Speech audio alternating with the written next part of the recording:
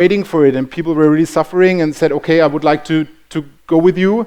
And at this point, the community really grows massively instead, and we're really happy about it.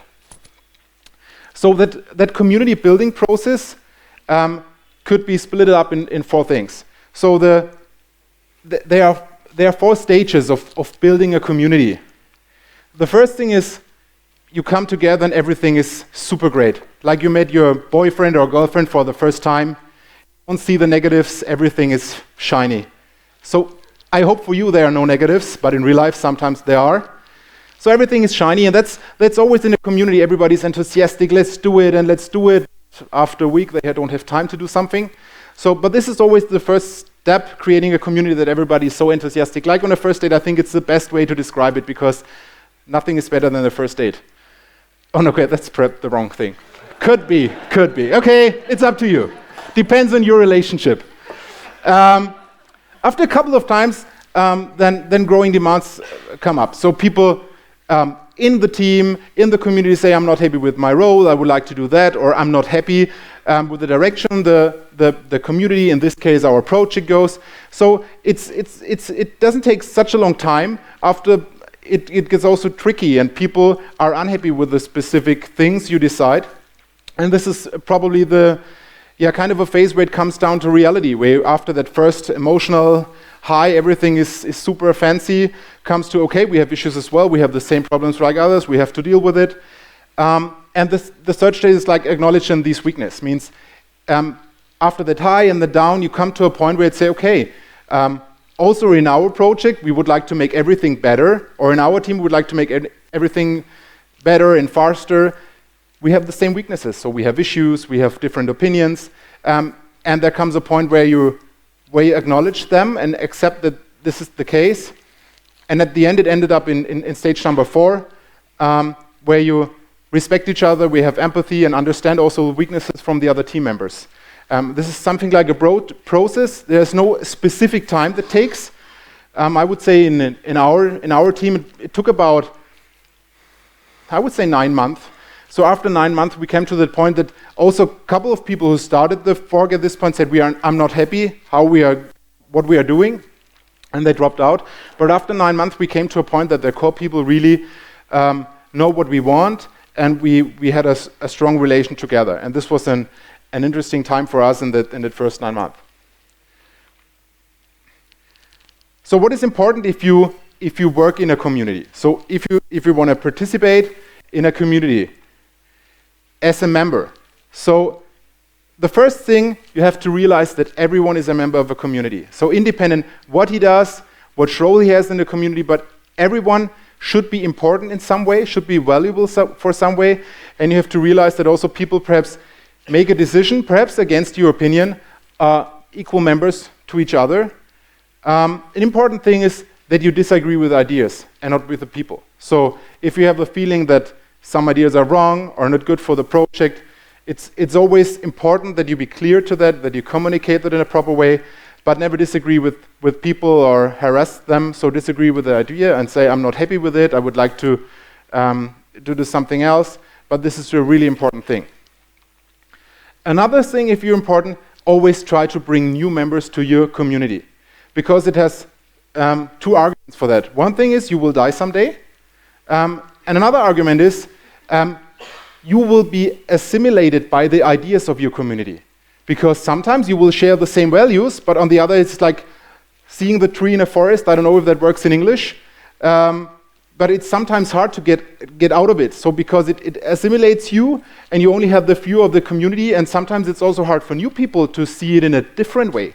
So it's very important for a living community that there are always new people, because also people will leave because they have a girlfriend or boyfriend and they are not allowed to sit on the computer the whole night or the whole weekend, and they don't do work anymore. And this is reality.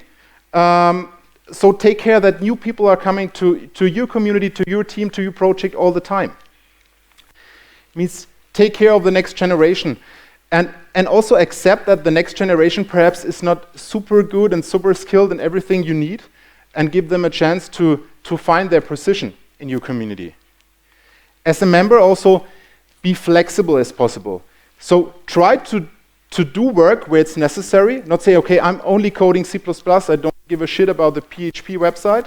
So really say, okay, we have an issue as a project, and if we have an excellent core but we fail in the web interface, we have an issue. So try to do everything, and stealing an idea of Geek All Down is like, don't be a red shirt.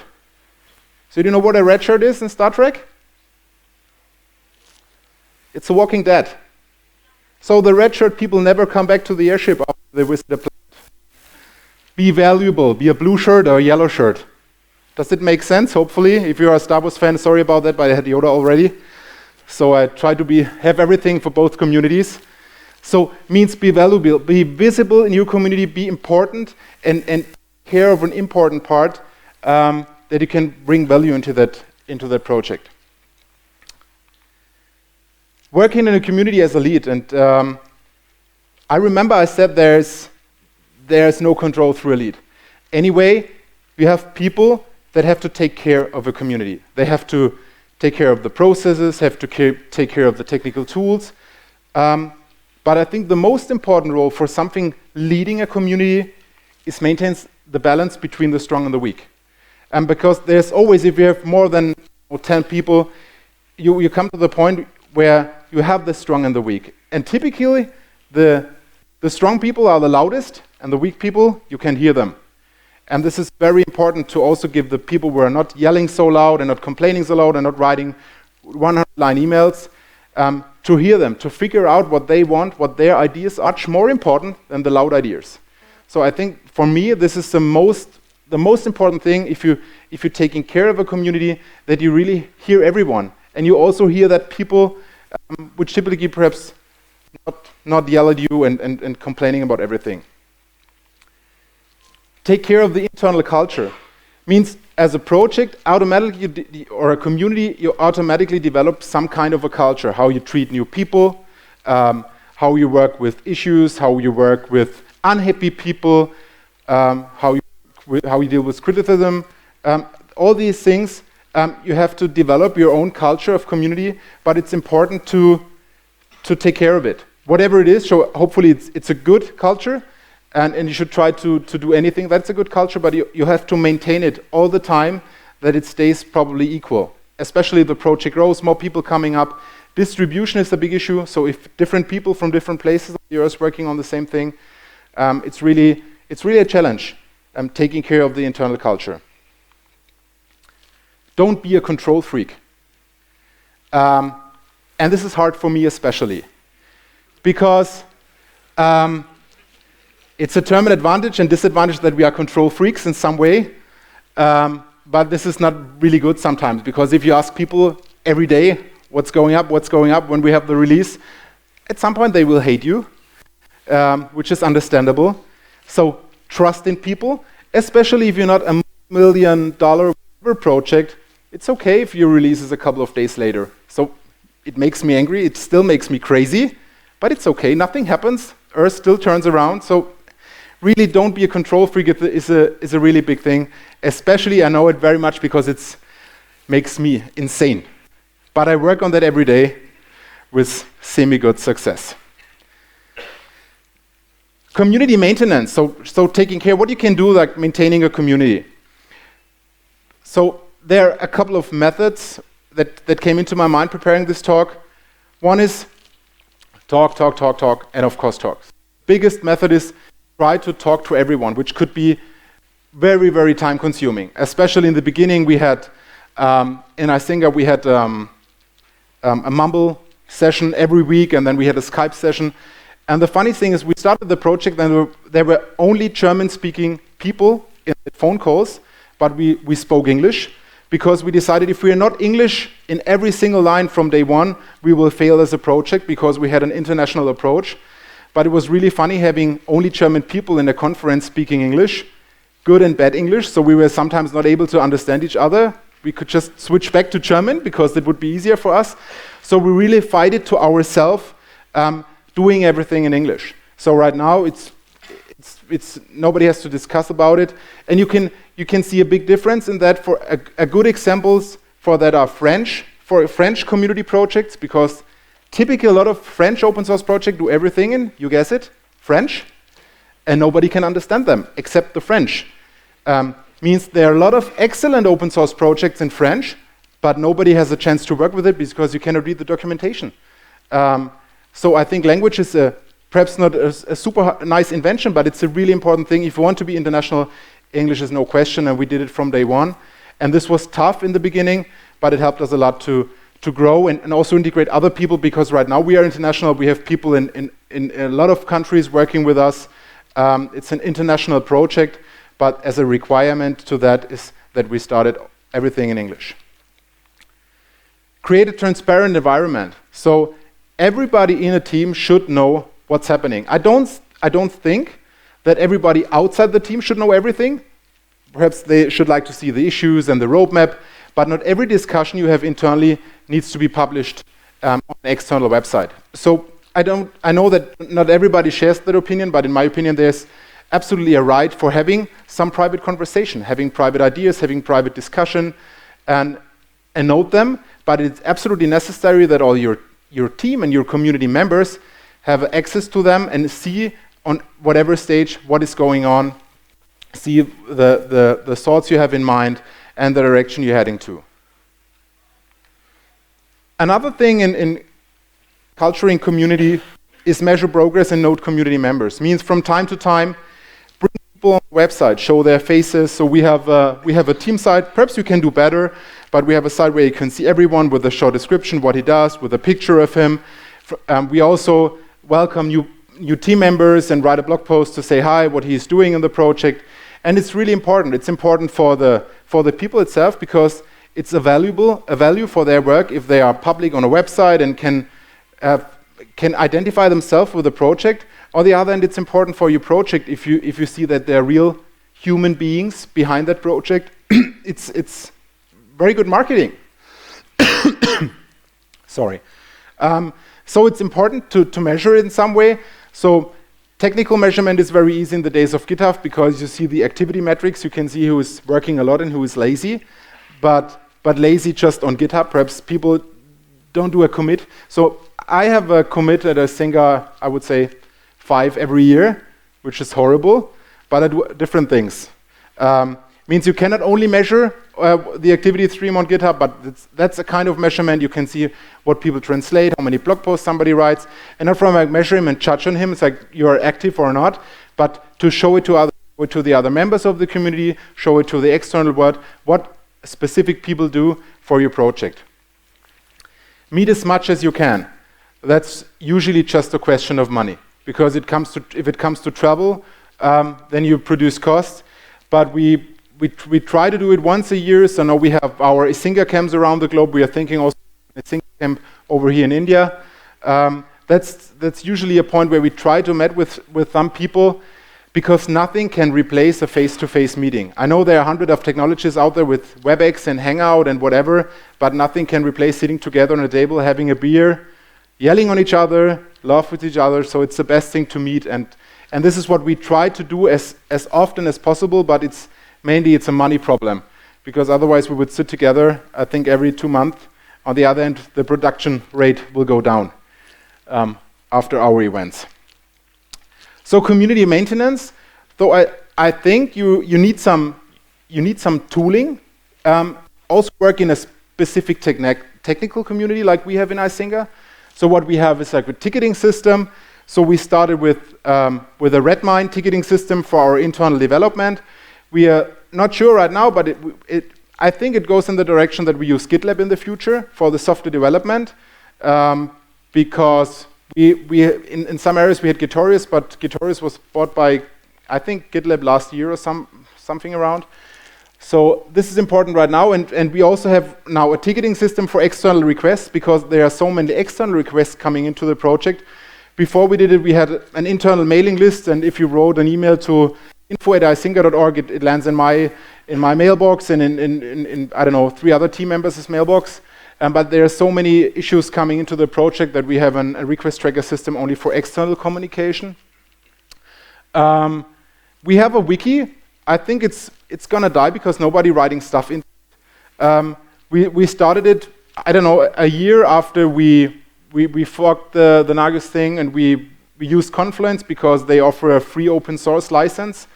The problem is that most of the articles in the wiki are outdated, and we focus more now on having a good documentation, and now the documentation is very much complete, but it's not super end-user friendly, so this is definitely a goal for the next 2 or 3 months. But everything what we provide as a functionality is documented. Sometimes we need more like easiness, how to monitor NetApp, how to monitor Oracle, SAP, whatever.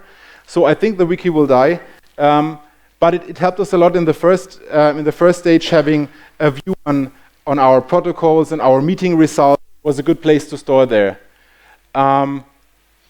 We have everything on premise. So we don't use a cloud offering for any of us. So we sync our repository to GitHub, of course, because everybody's out there. But everything we have internally, from day one, we had our own open LDAP server, which is replicated. So every Isinga user, if it's from the inside or the outside, ends up in the same open LDAP server where we connected all the tools to it. Means if you, for example, would like to open an issue in Isinga, you have to create a user. It's stored in our LDAP system, and we use the same for everything. Which is something we had at this point. We don't want to have our identities and security somewhere else, so it was just kind of an idea that we would like to have everything on premise. And right now, I'm happy that we did it at this time, because we spent most of the work in preparation of our going live event in creating our internal infrastructure. But we still have the same mechanisms. We're still using the same LDAP server in a new version, of course. But it helped us a lot having everything under control.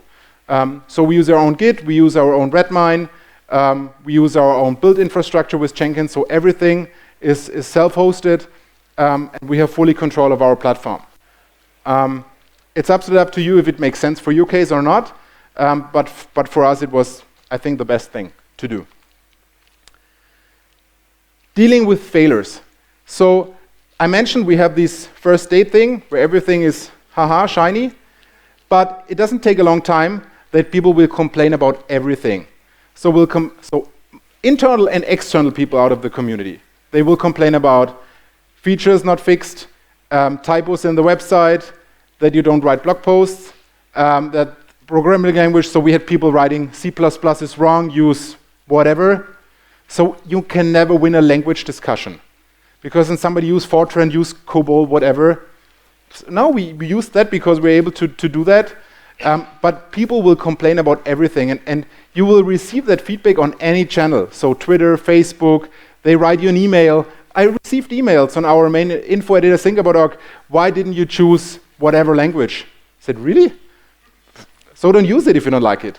But you have to deal with it. So this is definitely something you also have to learn, that it doesn't make you angry, because there is bad influence. There are so many people out there say, we love what you do, we use your project, and this is the best feedback. If I come here and people say, after your talk last year, we migrated to Isinga, it works great, that's the best you can get.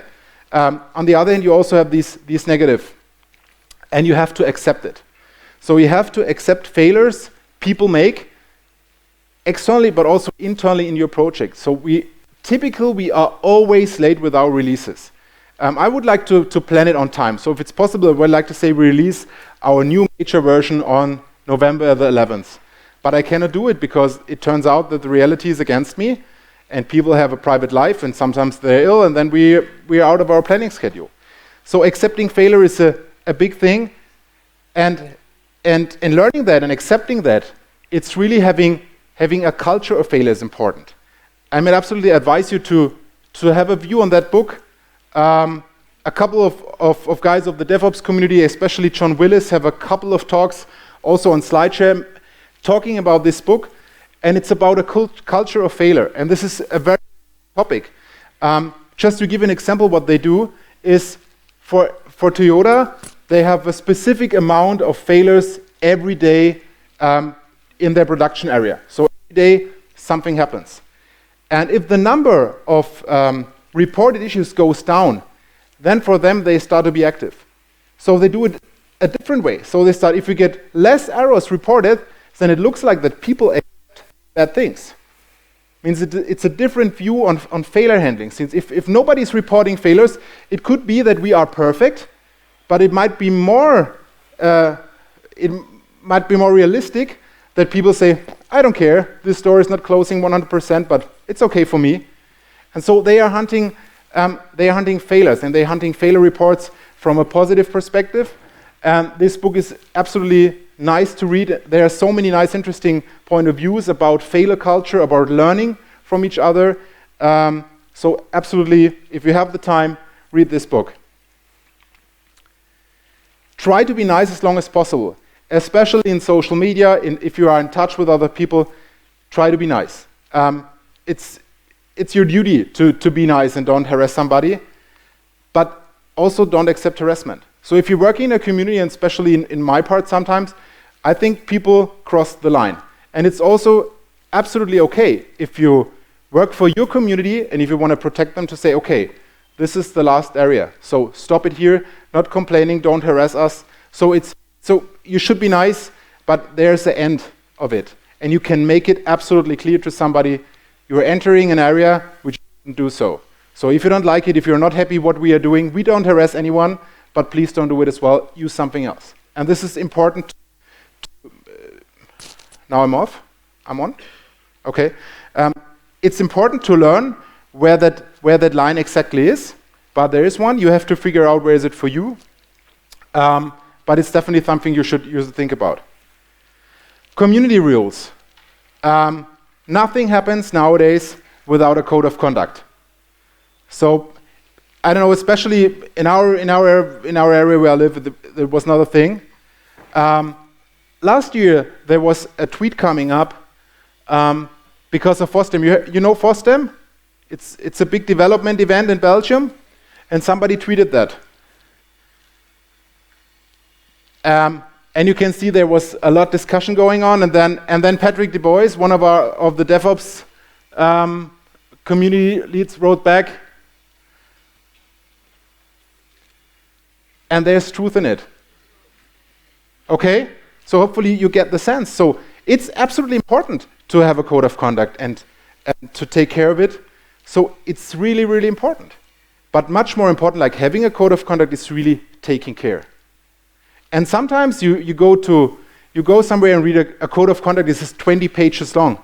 Nobody can understand it. So sometimes it could be reduced to don't be an asshole. Perhaps it's not super sexy to say don't be an asshole, but that's it. Treat others like you want to be treated. Be nice to each other. And this is so important that you take care. You take care of the others, and also don't rely that the organizers will take care. So you, as a member of a community, of a conference, if you see that something is wrong, take care of it, and not say, okay, somebody else will take care, or go for lunch. So take care. Take care of others in your community. Take care of people to be nice to each other. Because the world is not pink, nice, lovely, fancy. It's not. But we should do our very best that it's the way it is. That's it. Thanks very much.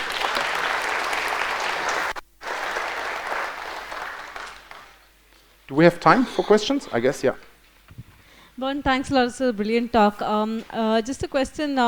One of the issues that we often face is as the community grows, the older members are the ones who either feel left out or are sort of it gets hard to engage with them. Yeah. I don't know if you've dealt with this problem, and what you have to say to this.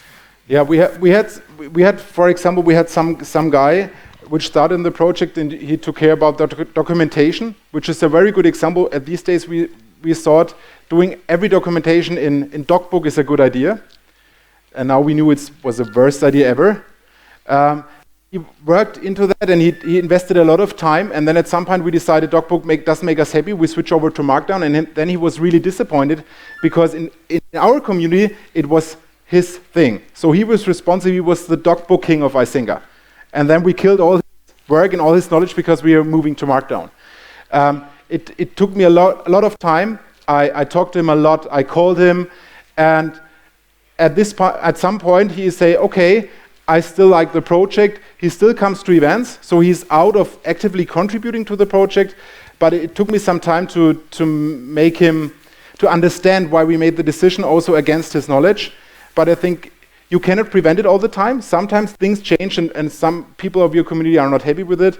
But I think it's treat them well, explain them why, and you can reach a point where they understand it. and now we don't lost him as a member, also we lost him as an active member. I don't know if it makes sense, but you can only talk, but sometimes you make decisions which are not fit to everyone. More questions?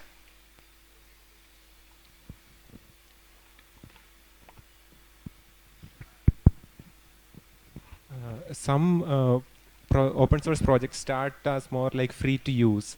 For example, we'll take Redis, and later there will be some commercialization happening and some of the core contributors moving into the commercial organizations. Yeah. So I wanted your thoughts on that, and like as users also what to look into that. Okay, so yeah, commercialization of a product is a big issue because you see that a lot in open source product, that it's someday, especially if they have financial backing from venture capital, open source as a service or support model doesn't scale. So then they have a dual core license or they have an enterprise model.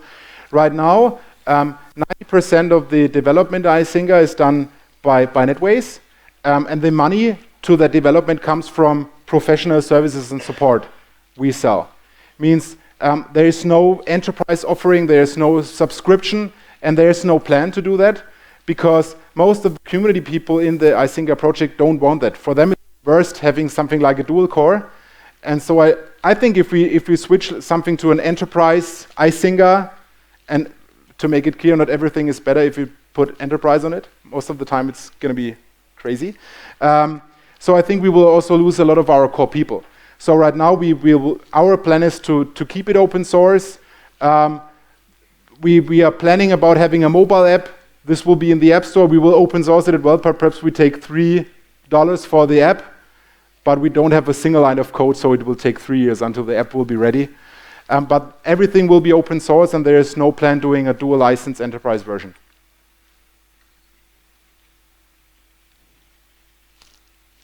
More questions? Okay. Thank you very much again. Thank you, Bernd. A couple of announcements. The BOF on databases is starting at 3 p.m. downstairs. Walter Heck's talk is starting at 3:20 p.m. On Puppet in this auditorium at 3:20 p.m. Please fill out the feedback forms that have been given out for day 2, and please submit them to the registration desk in the expo area. And thank you.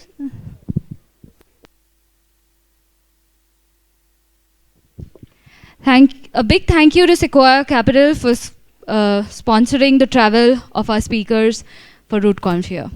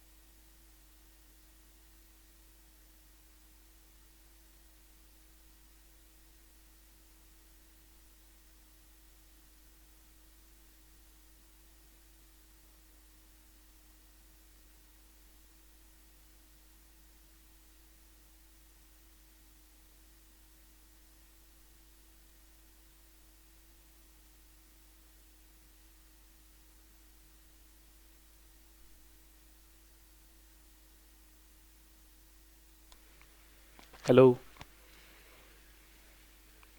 Can everybody hear me? Excellent. Hello, folks. I'm Siddharth. I'm from Exotel, which is a cloud telephony platform.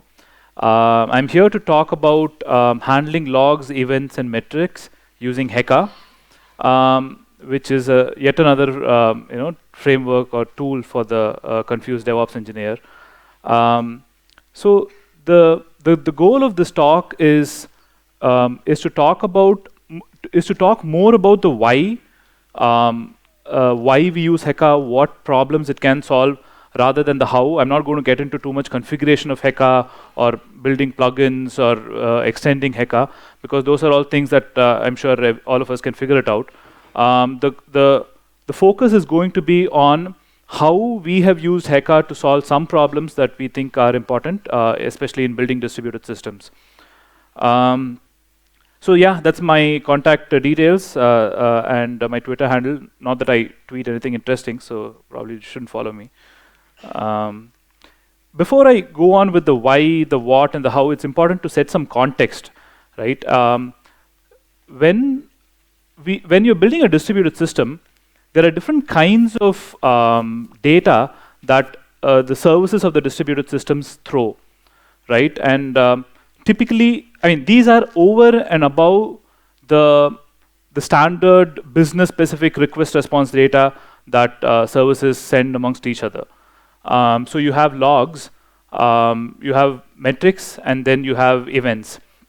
And if you don't do these right, you also have another kind of data, which is angry email messages between your devs and your DevOps. And so it is, or you can have perf collectors sitting on the respective machines, collecting metrics of those machines and then pushing it to a central server. Again, all the rich folks can use Datadog or New Relic. The worst thing are events, because for events there is no standard. I've spoken with a whole bunch of folks, but there is no standard, to be frank. Different companies do it differently, and worse is that different teams within different companies do it differently. And so typical use is using a brokered queue, such as an SQS or a Beanstalk. There are teams that do it using WebSockets, XMPP. There are lot of frameworks that have been built for events.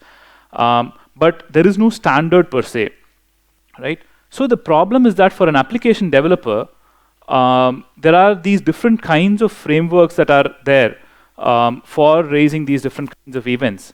These different kinds of data. And there is no standardization, right? So, and obviously for the DevOps team, there are so many different kinds of technologies to support and maintain and take care of. So what if there were one tool which would take care of most of my requirements, right? That's the goal, and that's why we reached out and started using Heka. So it is not a panacea, so it is not going to solve all your problems, but even if it is going to solve 90% of my problems, even if one tool is going to accomplish 90% of my needs, as long as the 10% is not super critical, I'm okay, right? Rather than having different tools to solve the entire 100%, but it's going to add 50% more in my complexity, right? For me, operations is very, very critical, and to make operations smooth, the lesser number of moving components you have, it's always better. So what is Heka, right? Heka is a high-performance, extremely extensible tool for gathering, analyzing, monitoring, and reporting data. To recap, Heka is used for collecting or gathering data and then reporting it. It's basically a tool for that. And when data passes through it, you can also use it to do some processing, analyzing, monitoring, etc. So that's what Heka is. It's a generic stream processing tool. And it is super high performant. And the most critical thing is, it is extremely extensible, right? And this is one of the key things which help us solve the 90% use case. In terms of semantics, it is extremely simple. It acquires data, transforms data, and outputs data. That's that's at a high level what it does, right? So it's as simple as that. So internally, it is actually modeled as a message router. So data comes in from different sources, and so they are all of different formats. You have log data, you have metrics, you have syslog data, and so on. These are now transformed or encoded into one common message format, which Heka understands. So there are these encoders that transform all these different kinds of data into one format. And then Heka, all it does is it passes them through a message router. So there is think of it like a standard network router, right, or a Cisco core router. So when a packet goes through, there are different filters that match the packet, and based on what filters it match, it would now transform the internal message format again into some other external message format, and then send it out through a output channel. The output channel again could be whatever, right? It could be another Heka message, it could be SMTP, it could be UDP, TCP, Elasticsearch, whatnot. It's as simple as that. So in the basic use case, right? So if you were to have an anchor in your mind, if you want to compare it with something else, you could probably compare it with Logstash, right? In the basic use case. So it does what Logstash does, but that's the basic use case. So in general, it's a Swiss Army knife, right? It can do a whole bunch of things, and in fact, it is more than a Swiss Army knife. It's a Swiss Army knife where you can put in your own blade and knife and whatnot to build your own weapon, right? And how cool is that? So a little bit more on what Heka is. So it basically accepts different kinds of inputs, is what I mentioned a little bit back. So typically it's log messages. It can also accept TCP, UDP. It can listen on TCP and UDP sockets to get data through them. It can get HTTP requests. It can get StatsD data, right? So it has an inbuilt StatsD server. Now, so it can get data in the StatsD format. And then there are various other input formats as well. Then it can do some really cool things, right? So especially with respect to time series data, Heka actually uses a circular buffer inside internally to store the time series data. And the circular buffer is something that you define. How big is it? How many data points you want? You want it for the last 5 minutes or the last half an hour or more, right? So, but internally it maintains a circular buffer for all the data, all the time series data that it uses, right? And because of that, it can do a lot of other things like inbuilt real-time graphing. So you don't technically need a Grafana also. That's, of course, a lot of other things, other caveats, but for the data in the circular buffer that is passing through, you can actually, it has an inbuilt graphing engine. And it can do a lot of other complex processing as well. When I say complex processing, typically I mean aggregation. So it can aggregate data for the last 5 minutes and then send it out to a central server. It can, and the cool thing is it can do anomaly detection. So because again, so you have this data in a circular buffer, it has inbuilt functions, plus you can write whatever you want to using plugins and extensibilities. Ways to find out anomalies in the data. So you can say you're collecting some statistic, right? So you can say if the last 5-minute data and the previous 5-minute data, if the standard deviation is greater than 2, then alert me. That's an anomaly that you're trying to find out, right? So it's in a way something closer to monitoring now. So, and it has inbuilt functions, plus as I said, you can extend it however you want. And it has alerting as well. It has alerting because it is such a generic data stream processing tool, right? Because when an anomaly is detected, basically a message goes back into the message router saying anomaly detected, right? And then there is a filter that says, okay, if an anomaly message comes, the output should be a SMTP, so it goes over email to you, or you want to send out an SMS or a call, whatnot. So that's what Heka is, and so how we at Exotel use it. So currently we have written a library, number one. So the library is basically providing methods for the service or the application that uses it to spit out logs, spit out metrics, and spit out events. Right? It's a standard interface. Only HECRD runs on every machine, and HECRD is configured in our case for getting in 3 different inputs.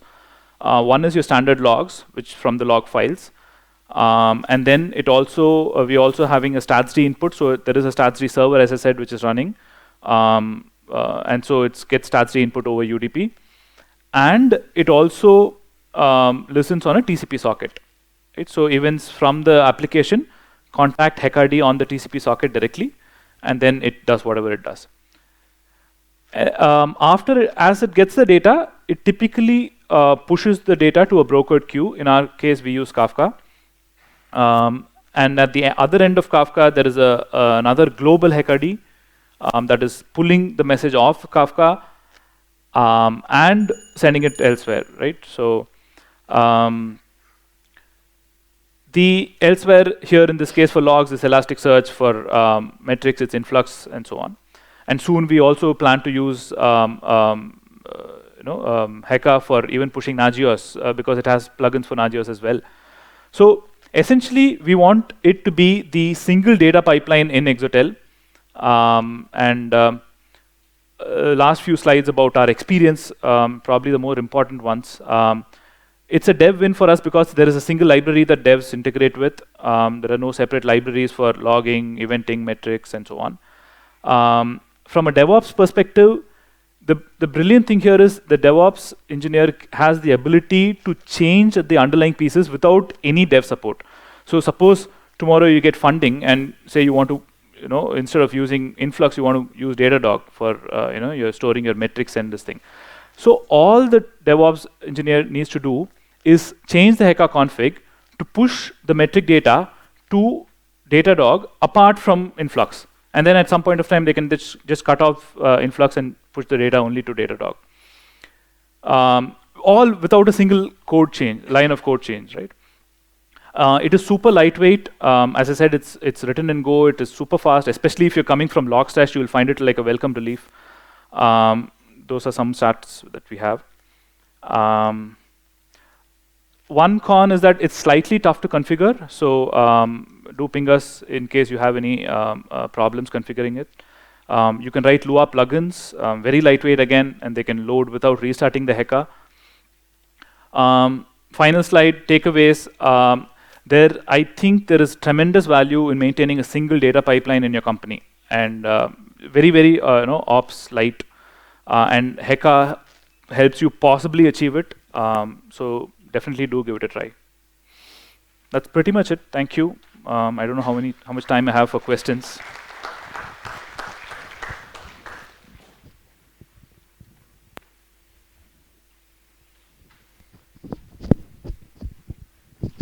Hey, hi. First question about Heka. How reliable is it? Because I mean, some of my experiences with message brokers it's been. Okay. Were you able to hear my question? Yeah. I said, how reliable is it? Because I mean, I've had issues with setting up redundant message brokers in the past. So, what do you do for reliability here? Because quite clearly, it's the center of your operations now. So it is. So far, it has been very, very reliable. In fact, it has not crashed a single time, and it's been running for months without crashing. So and lightweight as well. So it's not affected other processes running on the same machine as well. Well, I mean, obviously the response to that is you haven't died yet, but I am assuming that it's going to happen at some point. Sure. But the point is, obviously, what I'm saying is how easy is it to build up a redundant setup there? I mean, is it necessary? If you want to assume, say, that your central HECRD is vulnerable to crashing, and what would be the impact of that, and how are you going to work around that? Sure. So I think the primary thing that would be affected in our setup is our events, right? Because logs anyways go to log files and they can be pushed later when Heka comes back up again. Metrics, I don't mind losing some metrics. So for events, one option probably is to set up multiple HECAD instances. We still have not explored that, so that's something that potentially can happen. Two HECAs running on the same machine, multi-master, and then events get pushed off to both, and then you can also do a deduplication at some during the pipeline. That's something, again, as I said, we've not explored so far,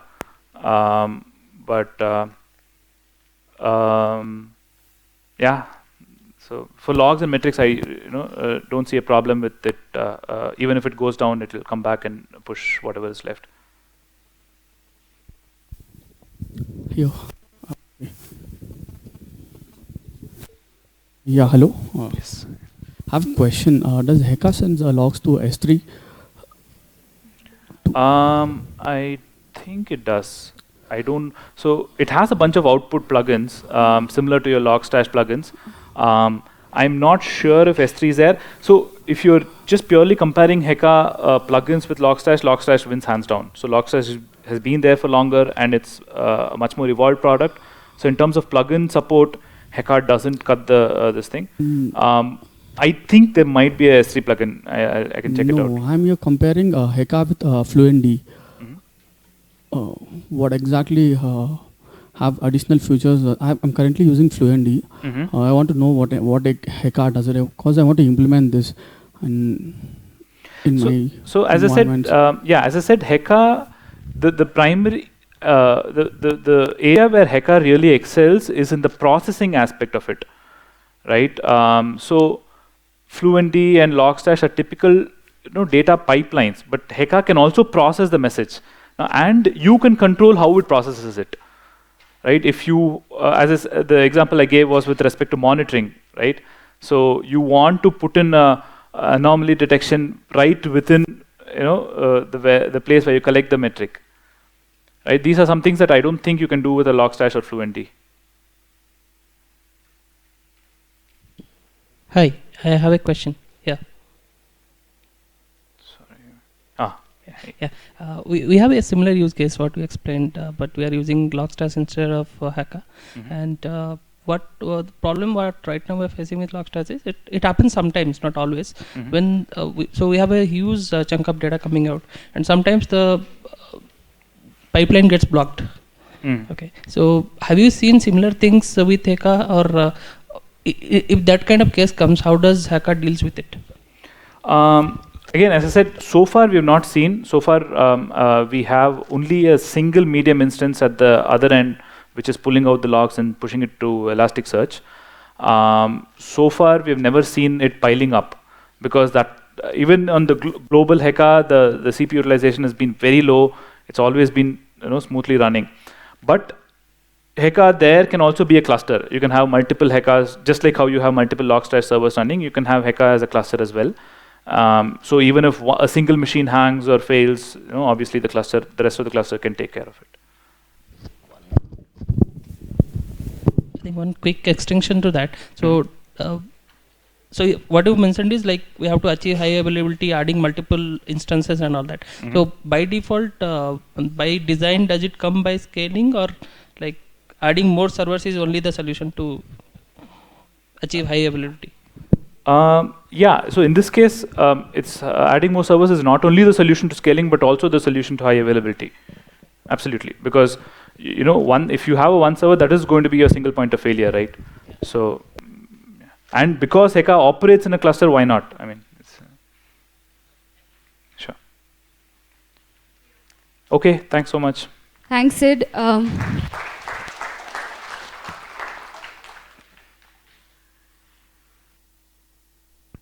So the database BOF has started downstairs, and the next BOF is on worst disaster stories, which will start at 4:30 in the banquet hall.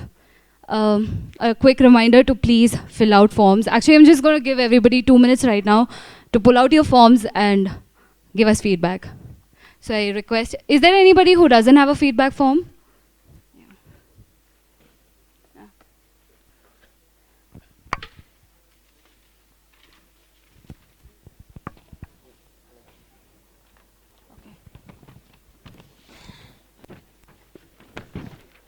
Anyone else?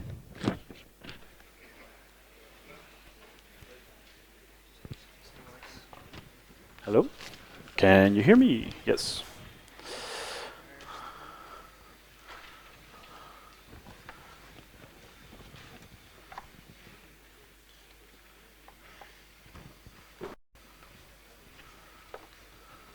You just pass it to me.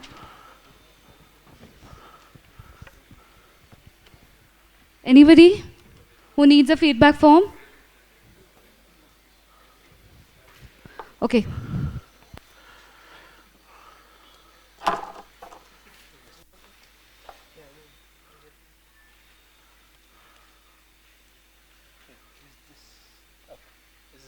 Yeah. Yeah, go ahead.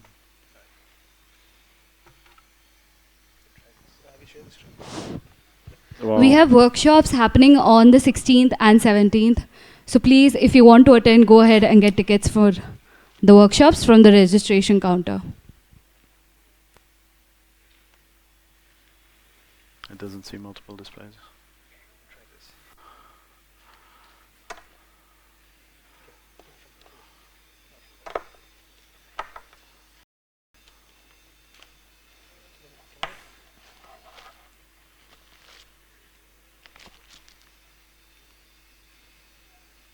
Magic. You need to submit the feedback forms at the registration counter. You need to plug it out and plug it back in again. That usually fixes it. We're good, right? Re-plug this. What? Is it working? Yeah.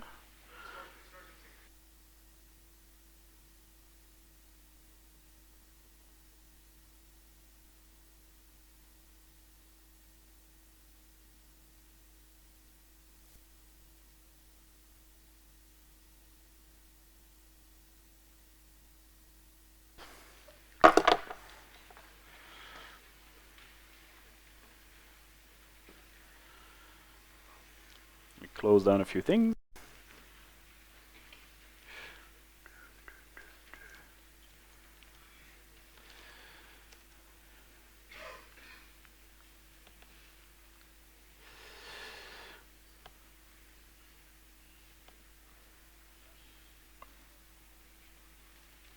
There we go.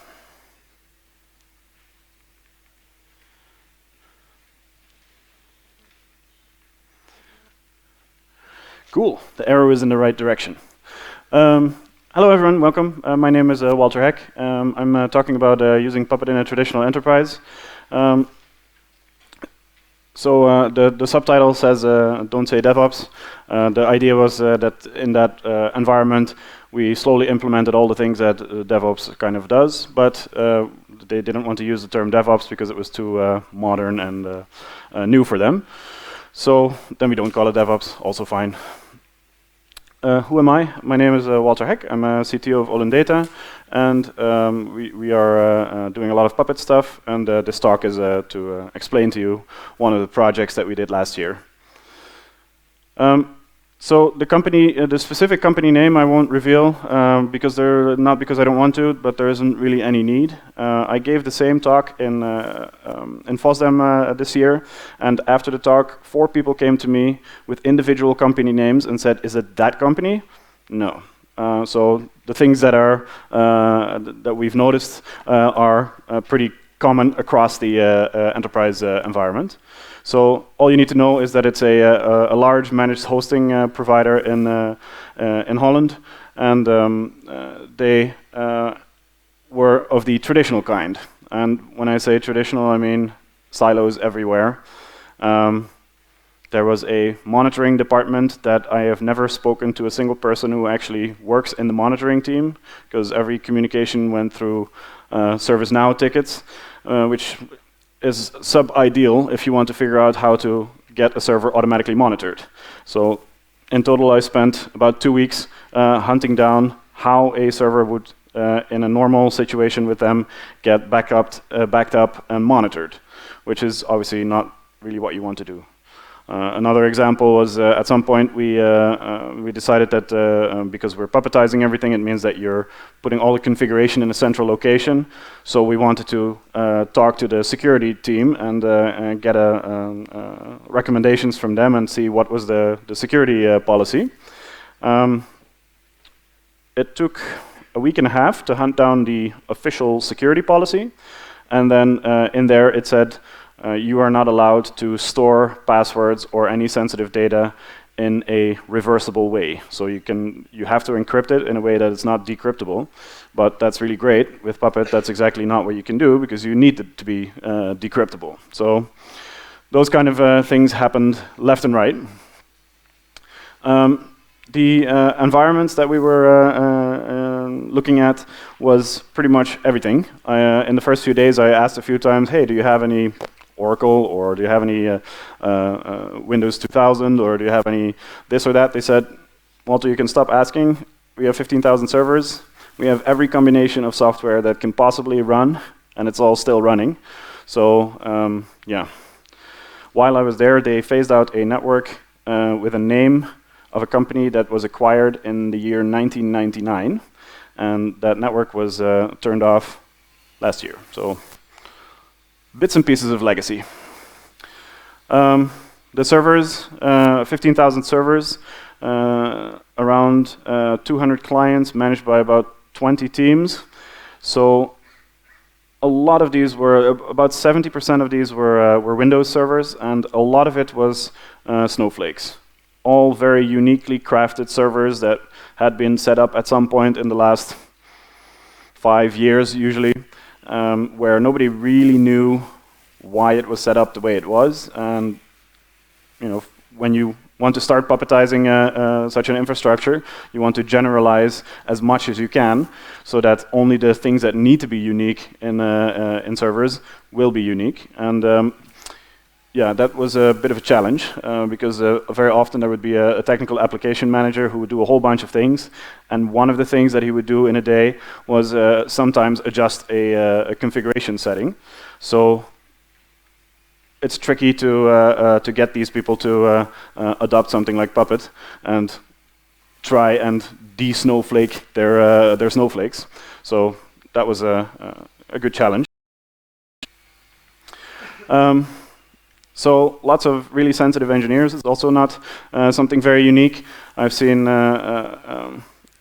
so one of the things that I do is I give Puppet training. I had a group of trainees from that company, and one of the guys was or a number of them were Windows admins, and they were not happy at all. So one of them, before I even took my code off, basically, he was already complaining and saying that he didn't want to do all this Linuxy stuff, and he didn't feel like it at all. And on the second day, in the middle of the training, he stood up. Apparently, he had been making himself really angry, so he stood up and he said, "I will not have any of this," and he walked out and went home. So yeah, it's, I've given maybe, I don't know, 50 Puppet trainings, and I've never ever seen anything like that. But yeah, that was an interesting experience. On the customer side, what happened was that there was a lag, how to say that, receiving the things that they would ask for. So they would ask for a new application server or an update of software or whatever, and it would take weeks or months to get the things that they wanted to achieve. And on top of that, for a managed hosting server, for a managed hosting provider, these days people are hearing stories from others where in Amazon you can do this in 2 seconds. Obviously, if you have a snowflake that has a super specific configuration of software in it, that's a completely different story than spinning up a new host in Amazon. But most customers don't necessarily have the technical ability to understand the difference there. So lots of these. So why they chose Puppet for this project. They did first they did a proof of concept because of these 15,000 servers, about 70% was Windows servers, which is the largest Windows project I have personally heard of. But they had some Linux departments that started using Puppet and were very happy, and then they did a proof of concept on Windows, and that worked out quite well as well. As for why Puppet and not tool XYZ, I think that for these kind of really large environments at the moment, Puppet provides the enterprise capabilities that not many of the other tools actually provide. So they evaluated other tools, but none of them really came any close at that time. So who, what, and how much? They had about, as I said, 15,000 servers. We were a infrastructure team when I came in. I was one of 1.5 people assigned to building the Puppet infrastructure, and about over time between 4 and 12 people building Puppet modules. So normally you wouldn't want to have a separate team build. If you're going to adopt Puppet in a large enterprise, you would want to have Puppet modules built by the people that actually need them, so they have the capabilities that they are actually requesting. It's really cool if you build a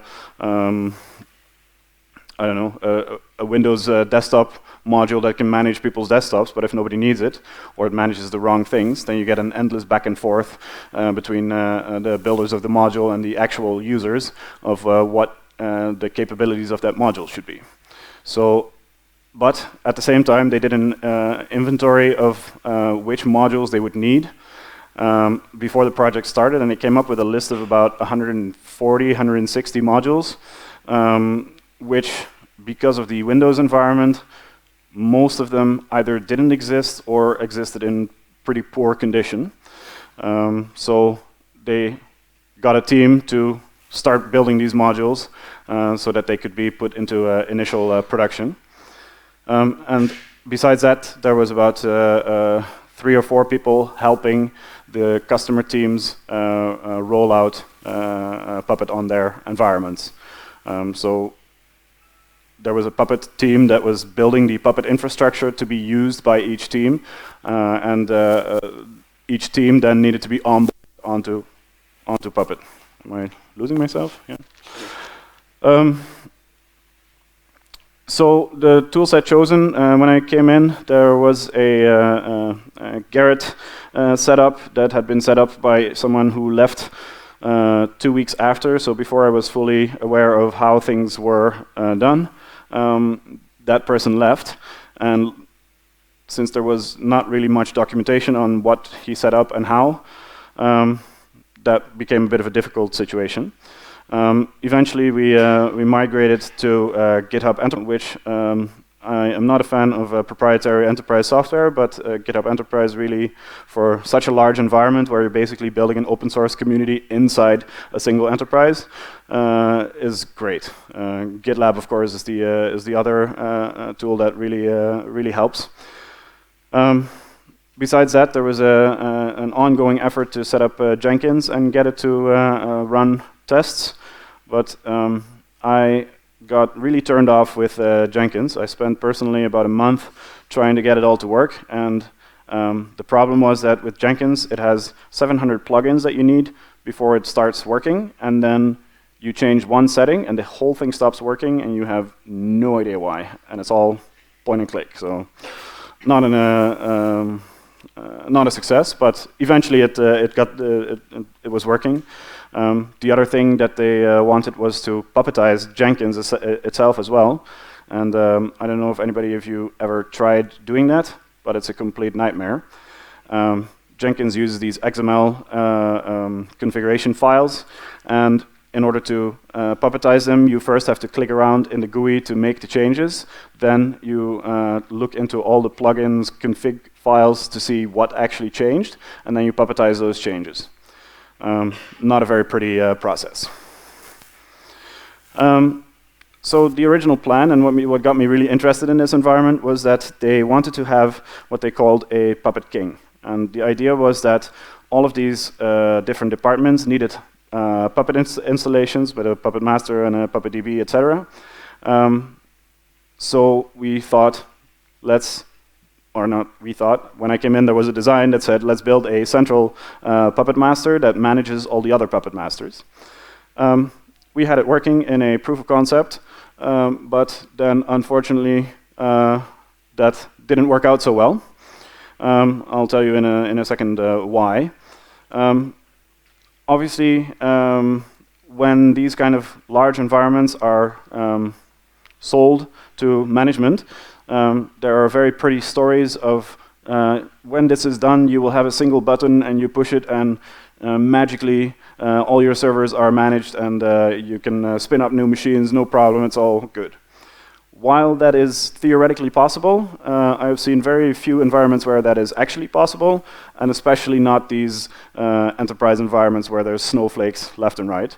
So I think that was a bit of a oversell, which made it then quite difficult for the engineers to live up to the expectations that were set by by management. So that was a challenge.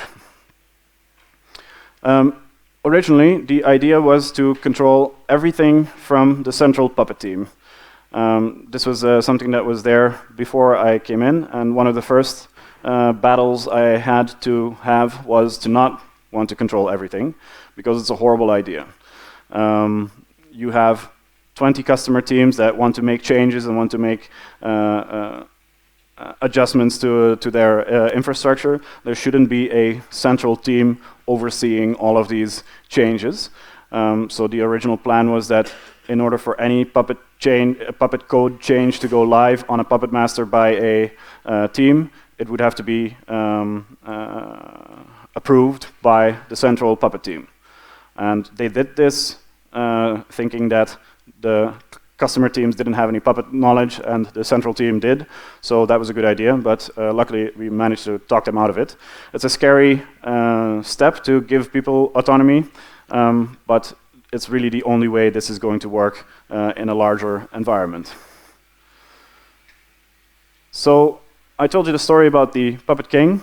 Unfortunately, it turned out that once we had a pretty serious proof of concept working, I had so they were using Puppet Enterprise, and I had a question to the support desk, and they said, "Oh, you're doing what? No, that's absolutely not supported." And the funny thing is that this was looked over by pre-sales guys and approved. So that was 4 months of engineering down the drain, which didn't make me ecstatically happy, but in hindsight, it was a good idea. The reason, or the big problem with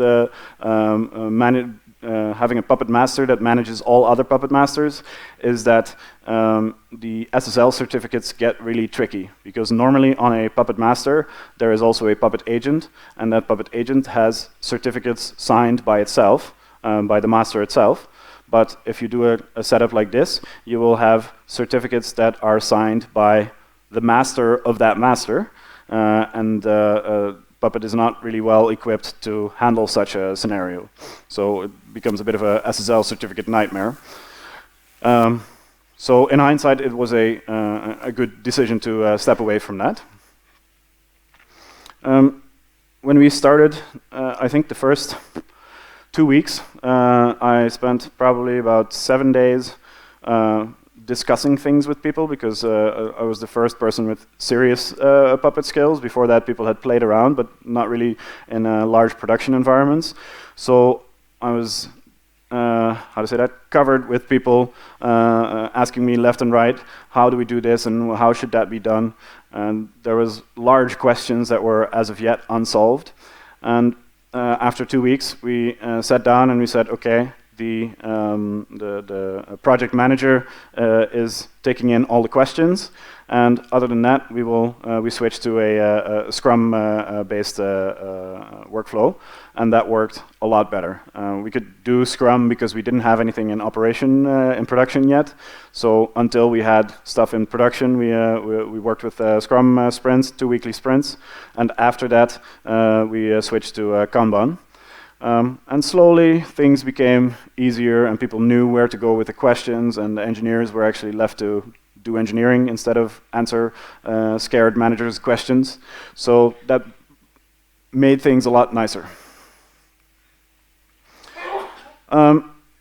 The whole thing was quite a challenge because you're looking at a large traditional enterprise where one of the things they did was outsource a lot of stuff to a company here in India.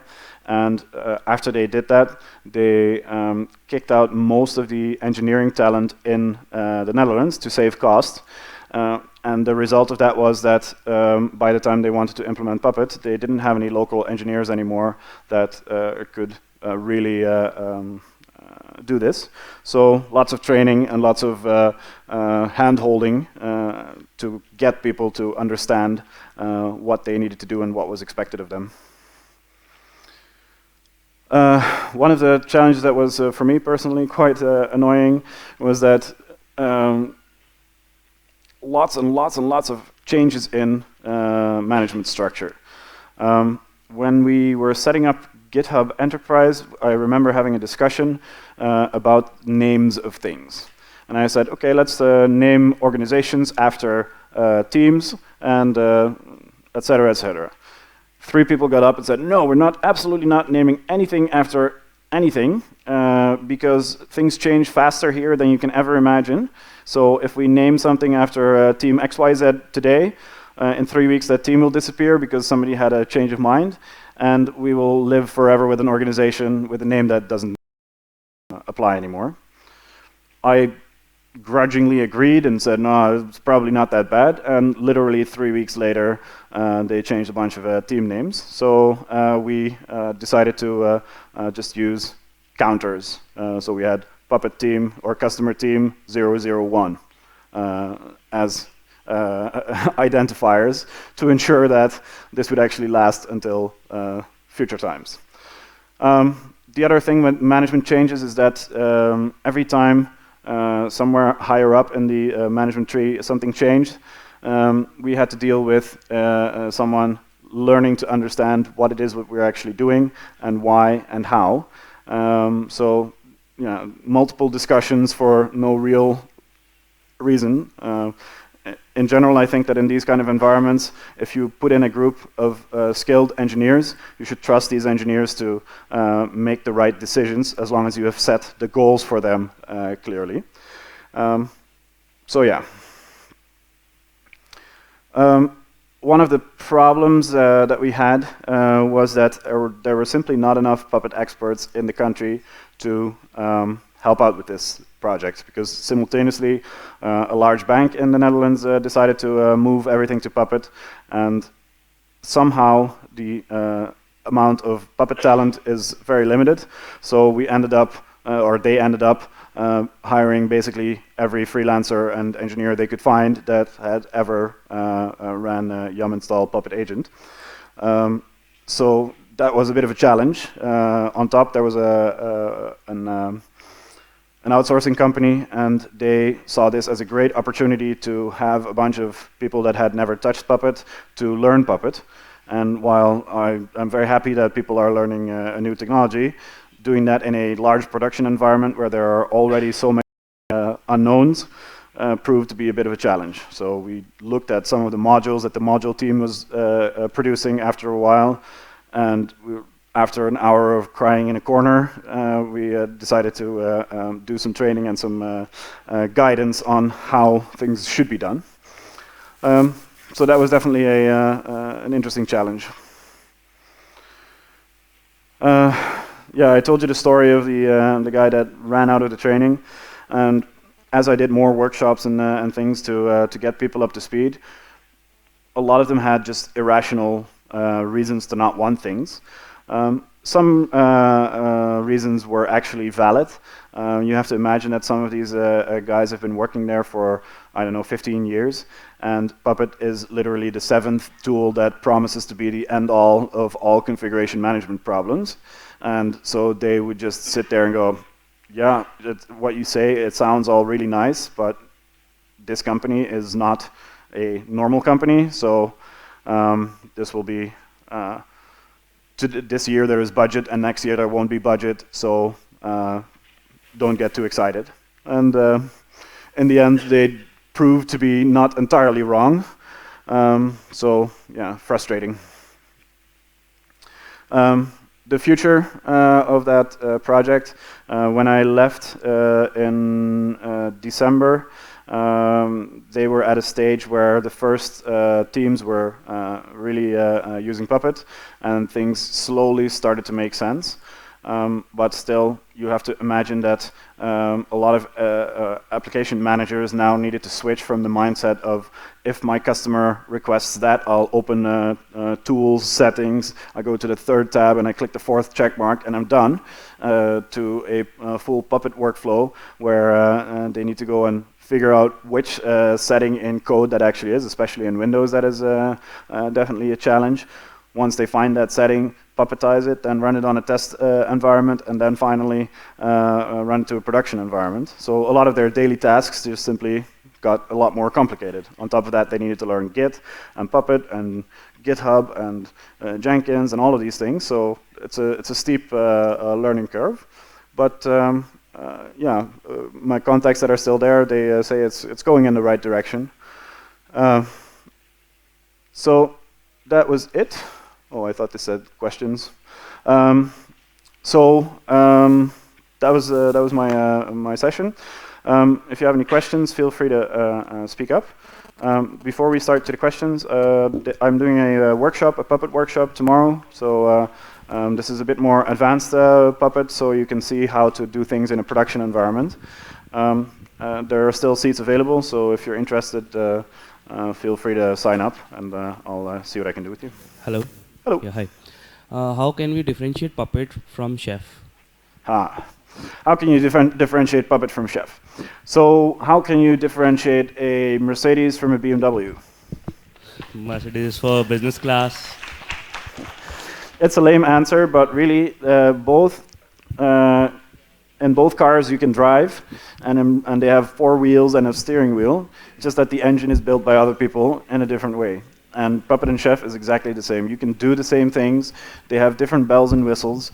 The point is that you should be using one of them or one of the other tools. But in order to, these debates are really difficult. Some people will like a BMW better, and some people will like a Mercedes better, and that's totally fine. Okay.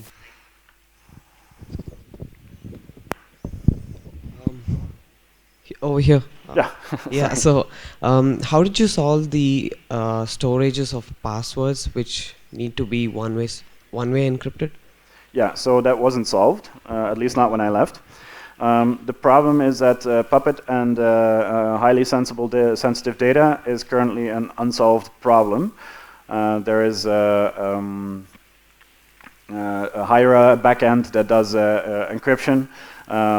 But Hira eYAML is what it's called. The problem is that the Puppet master that builds the catalog, the configuration to send over to the agent, retrieves the password from there and decrypts it, and then sends it over the wire. So the configuration that is sent to the agent is actually plain text passwords, and this is particularly painful with Windows machines that need to join an Active Directory domain, because you need a domain administrator's password in order to get that done. So yeah, that was an unsolved problem. The storing of two-way encrypted passwords, we got the security team to adjust the security policy, because there is simply no way you can store a password one-way encrypted and then hope to use it somewhere else. Thank you. Hey. Yeah. Excuse me. Yeah. Yeah. So actually, we are spread across multiple data centers. Okay, and we are thinking of a distributed Puppet master setup. This is for non-enterprise thingy. Okay. So what do you suggest about the CA authority in this case? So how should we go about it?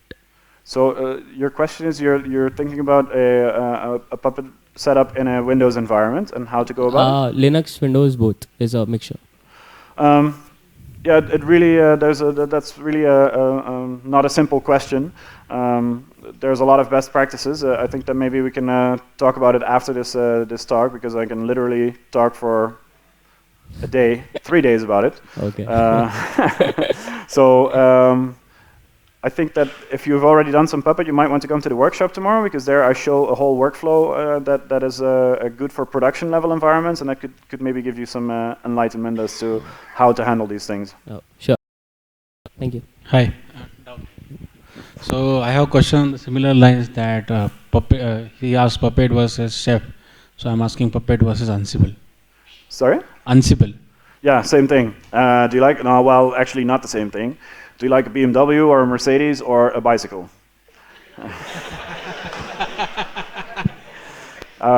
To go a little bit more in depth, there's nothing wrong with Ansible. They just have it has a different use case than Puppet. Ansible is a orchestration tool with which you say push this configuration to that machine right now. With Puppet, you say I want this machine to stay in this state for a continuous time. So the idea behind it is different. Actually, a lot of people are using Ansible together with Puppet, and that's an option. But really, it depends. I see that in large enterprise environments, Puppet is unbeatable for all the things that it provides. The reporting and logging and all of these things are at the moment unbeatable. Ansible for, let's say, a SaaS environment is a very valid alternative, because there you deal with single applications and it's more of I want to push configurations to these places now. So it's a more simple environment, and there I would even say that Puppet might be overkill depending on your environment. Okay, thanks.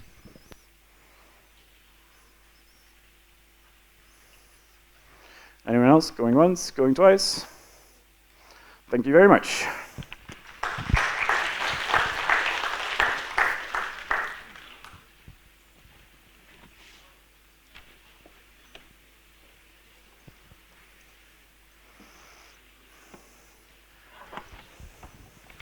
So if you like the session here today, please don't forget to get tickets for his workshop, which is happening tomorrow. The tickets are available at the registration desk. Please do not forget to hand over your feedback forms. And a big shout out to Intuit for sponsoring the tea and cupcakes today.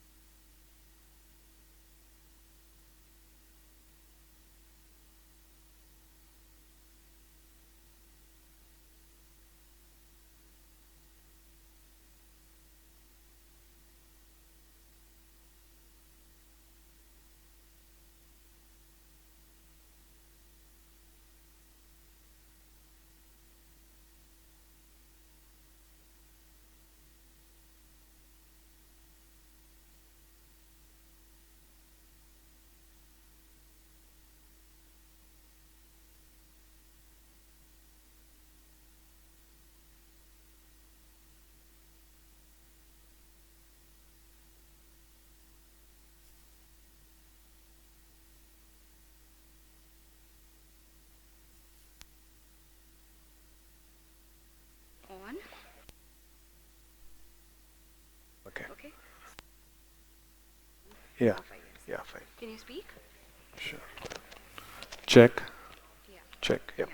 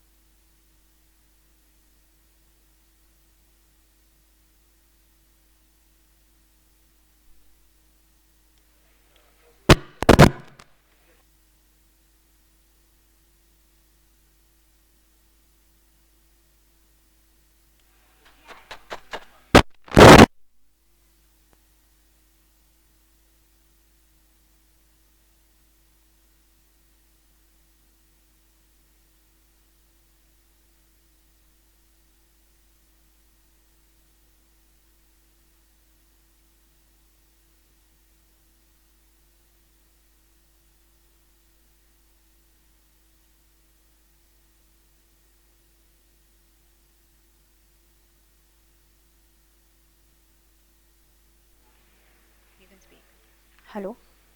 Hello? No. Hello? I, it's okay. No, no, no. No. Hello? Hello? Hello? Is she audible behind? Can you hear her? Can you hear me?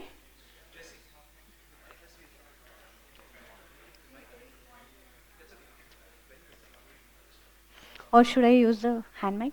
That's mine. Did you prefer a hand mic? Last time that's what I did. Okay. No, no. Can you keep it for a second? So you can bend the mic forward? Oh, okay. No, that's it. That's it. Hello? Hello? I think they are able to hear. Okay.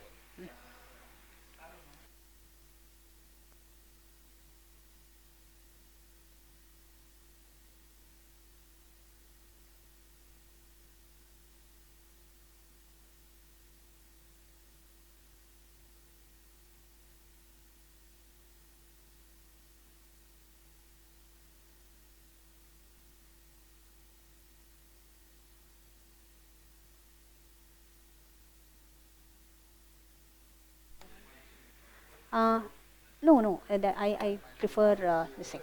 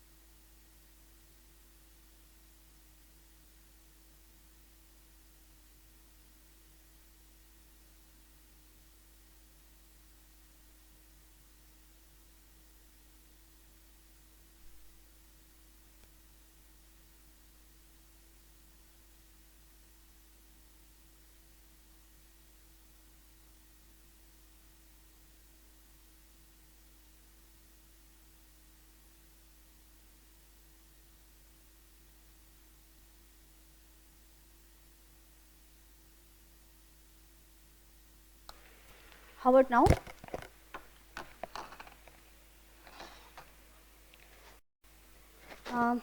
Hello everyone. I hope I'm able to. You are able to hear me in the back. No.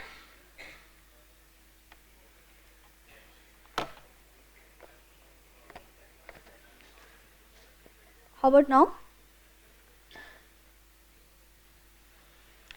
Can you give me the. How about now? Are you able to hear me now? Okay. So hope you had a great time at Rootconf so far. And my name is Leena. I'm going to talk about merge health and how can something like feature toggles help you to come out of it.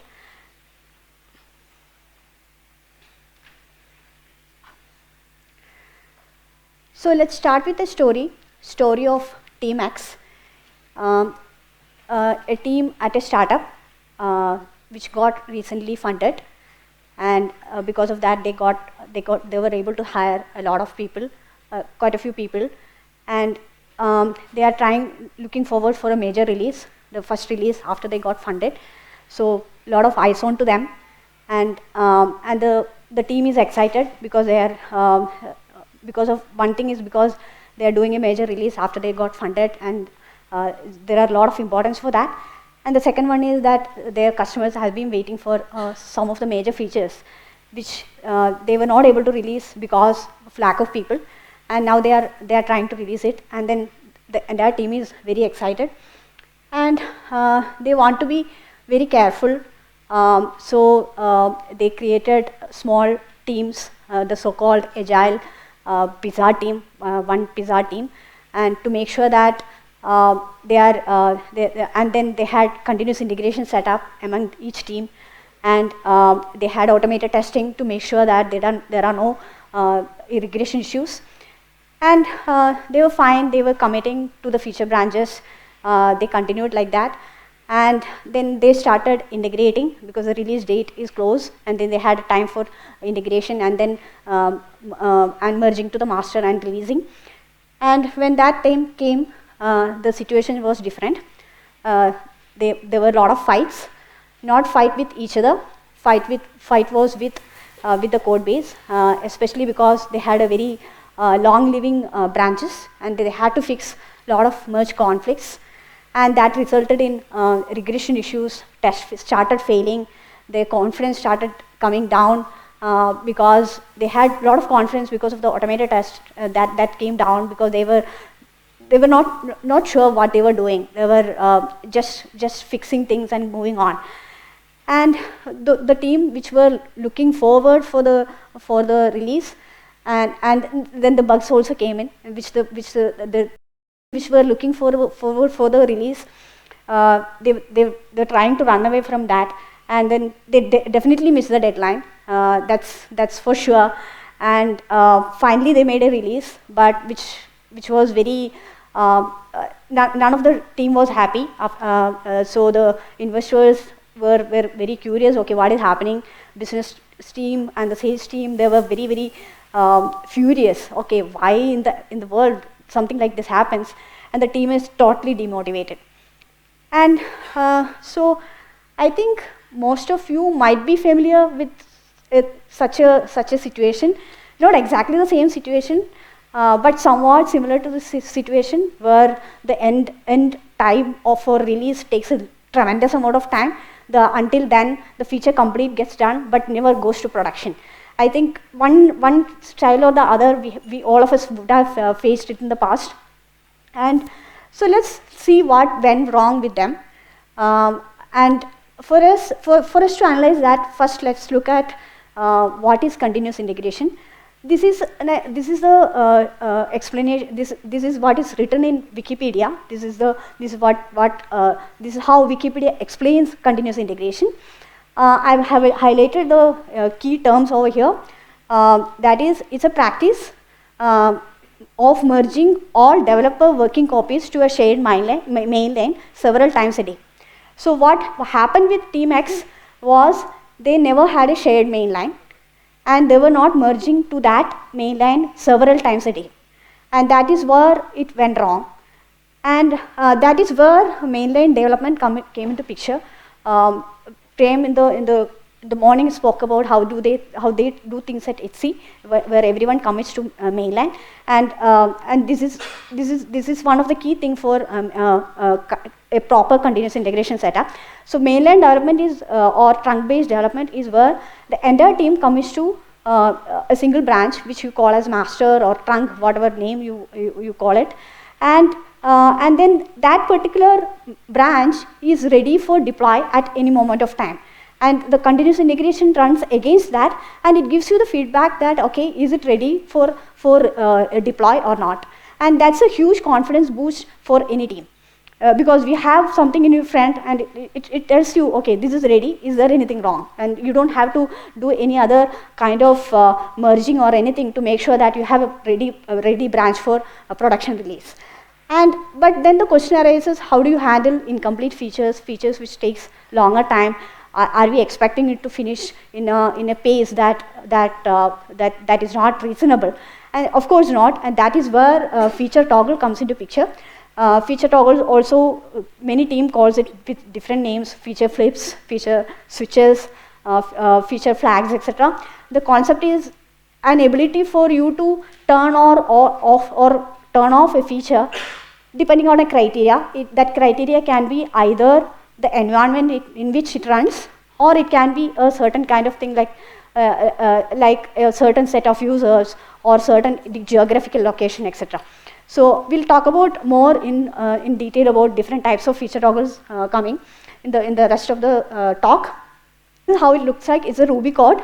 Of course, I know what you're thinking. We have if-else. That's an anti-pattern, but it really works.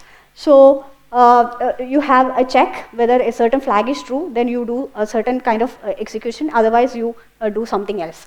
And that is how a feature toggle works.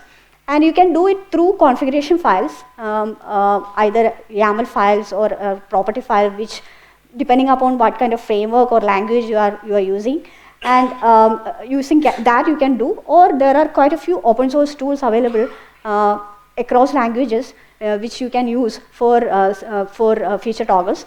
That depends how do you want to take it forward. For example, rollout is a very popular one in the Ruby world. Toggles is another one in the Java world, and so on and so forth.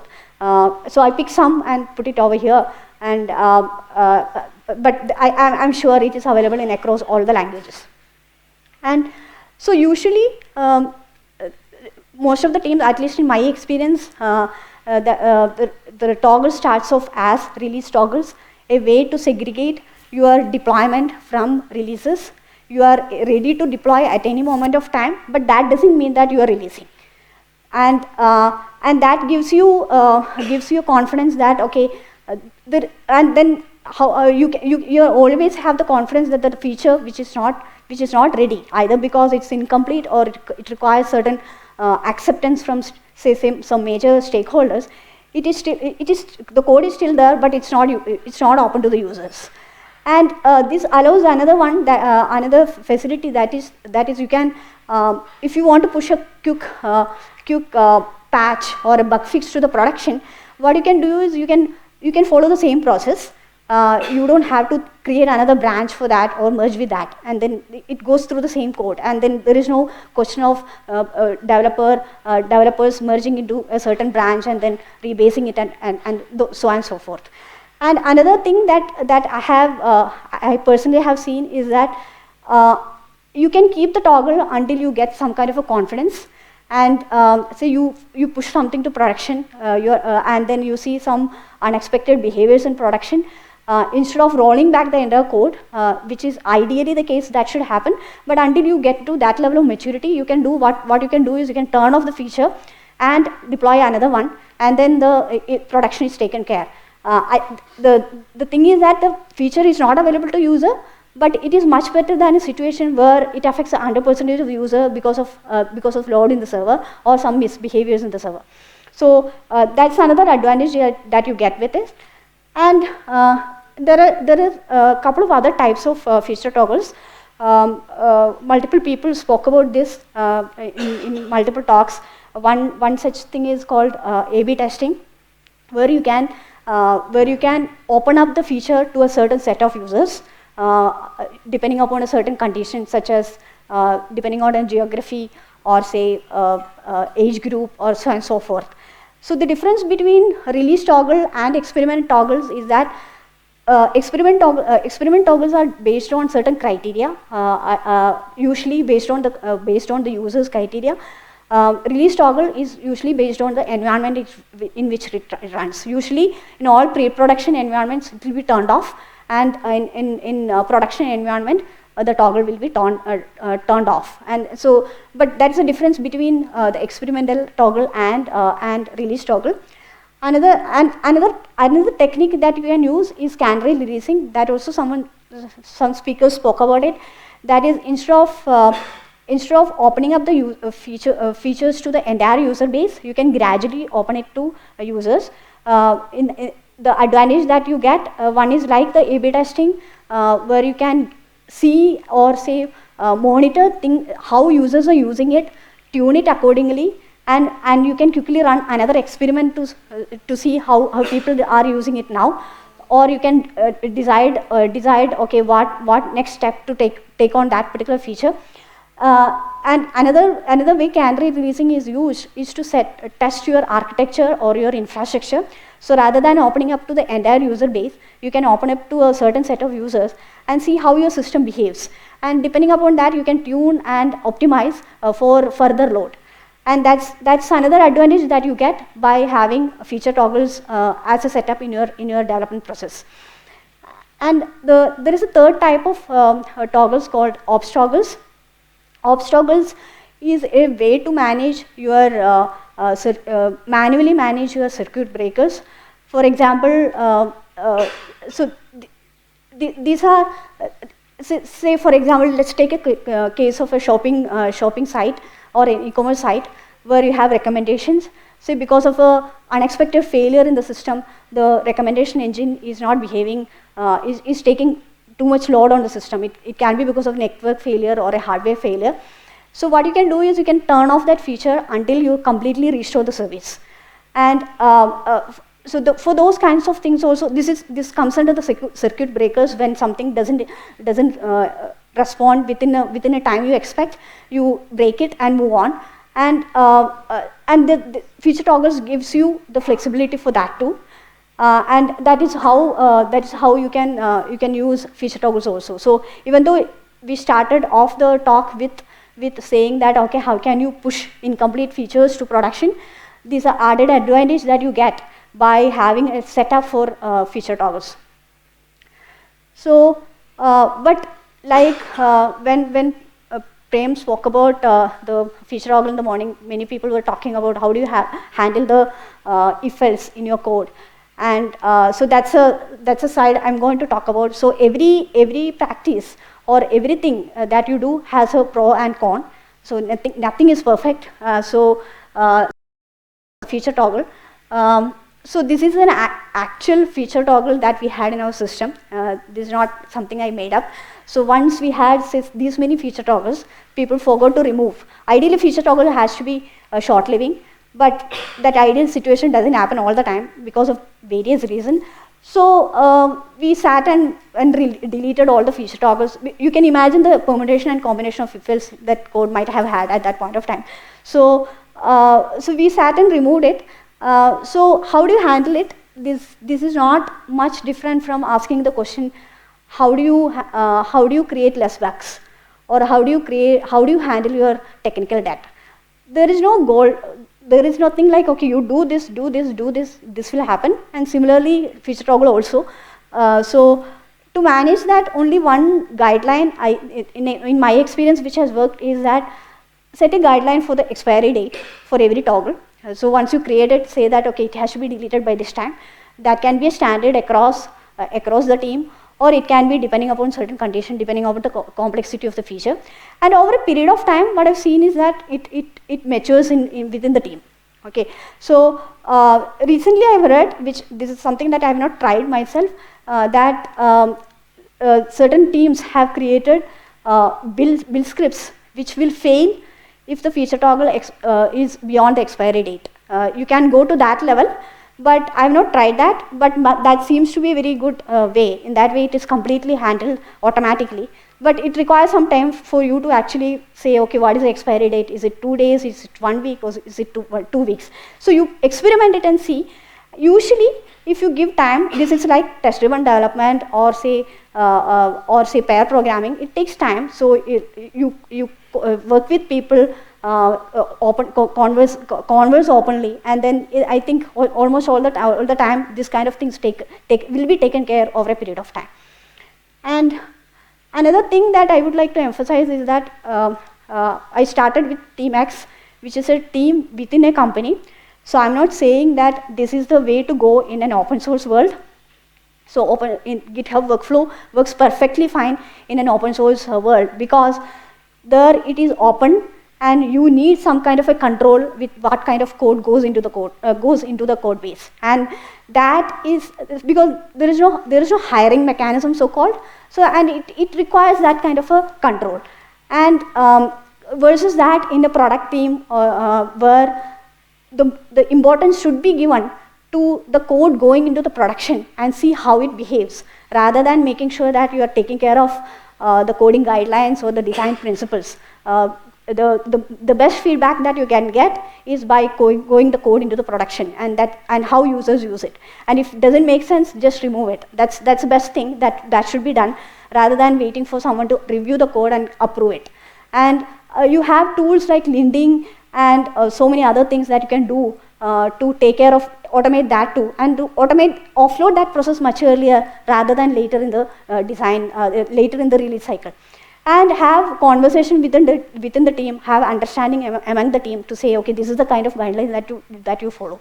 So, but just to emphasize, I'm not talking about open source over here. I'm talking about just teams which are working towards a product team, where it makes complete sense. At least that is what I've seen.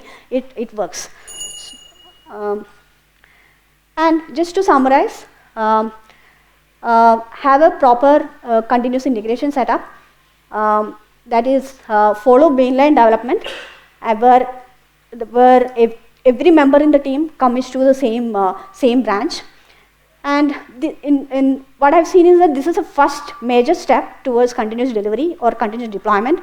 Without having a proper continuous integration setup, it is not possible. It is very hard, maybe bordering on to impossible, to have a proper continuous delivery or deployment setup, closely followed by automation. But this is the first step. And use feature toggle, segregate deployment from releases. Use feature toggles for that. Run quick experiments within the production to see, okay, how users use the features, and use feature toggles for that too. And set an expiry date so that the feature toggles doesn't become a technical debt. And this is a regenerated TeamX. They learned from their failure, they didn't give up, and now they are happy because they can see when their code goes into production, and that makes them very, very confident and very, very accomplished. And I think that's it. Yeah, just an emphasis on the references. The first link I have given, I will be sharing the slides. The first reference I have given, an article in Martifor's site. It talks very in detail about feature toggles, how do you manage it, what is the use of each types of feature toggle. So anyone who wants to start with feature toggles, I highly recommend you to read that. A couple of other blog posts that I have written, and this is my contact. And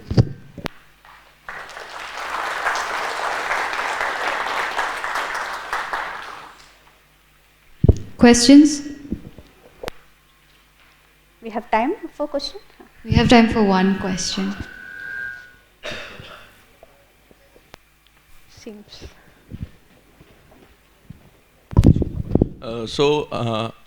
Nice talk. How do you define like expiry time for a feature toggle?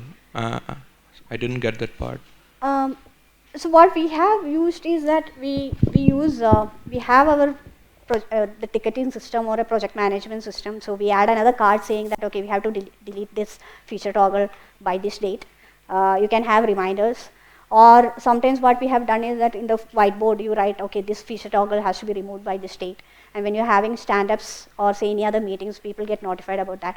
So that depends. And then how long is I mean, I'm a consultant, so I have the standard answer. It depends. You have to try out and see what works. Until you get the confidence in the production. So that's the way to get started. Over a period of time, I think you automatically it come automatically. So did that answer your question? Yeah. Okay. Thank you. Thank you, Leena. There are workshop tickets available for the MySQL workshop, for the Puppet workshop, and for the dtrace workshop. So please head over to the registration counter in case you're interested. And please don't forget to fill in your feedback forms and submit them at the registration counter.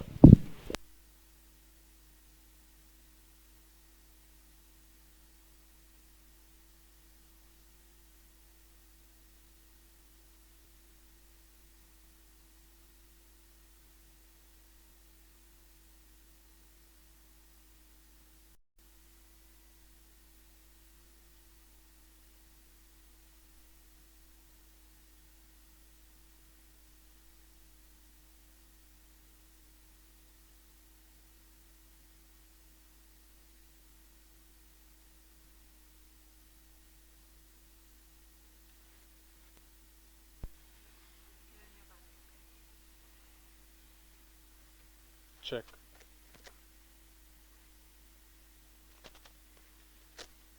Check.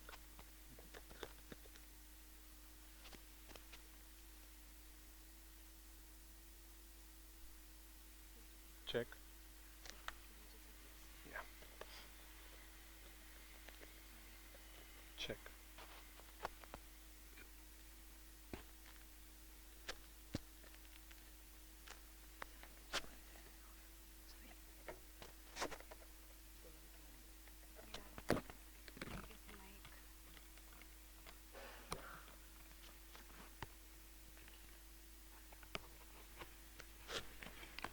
Check. Just as you guys thought the talks are over, here's one more, but it's the last one.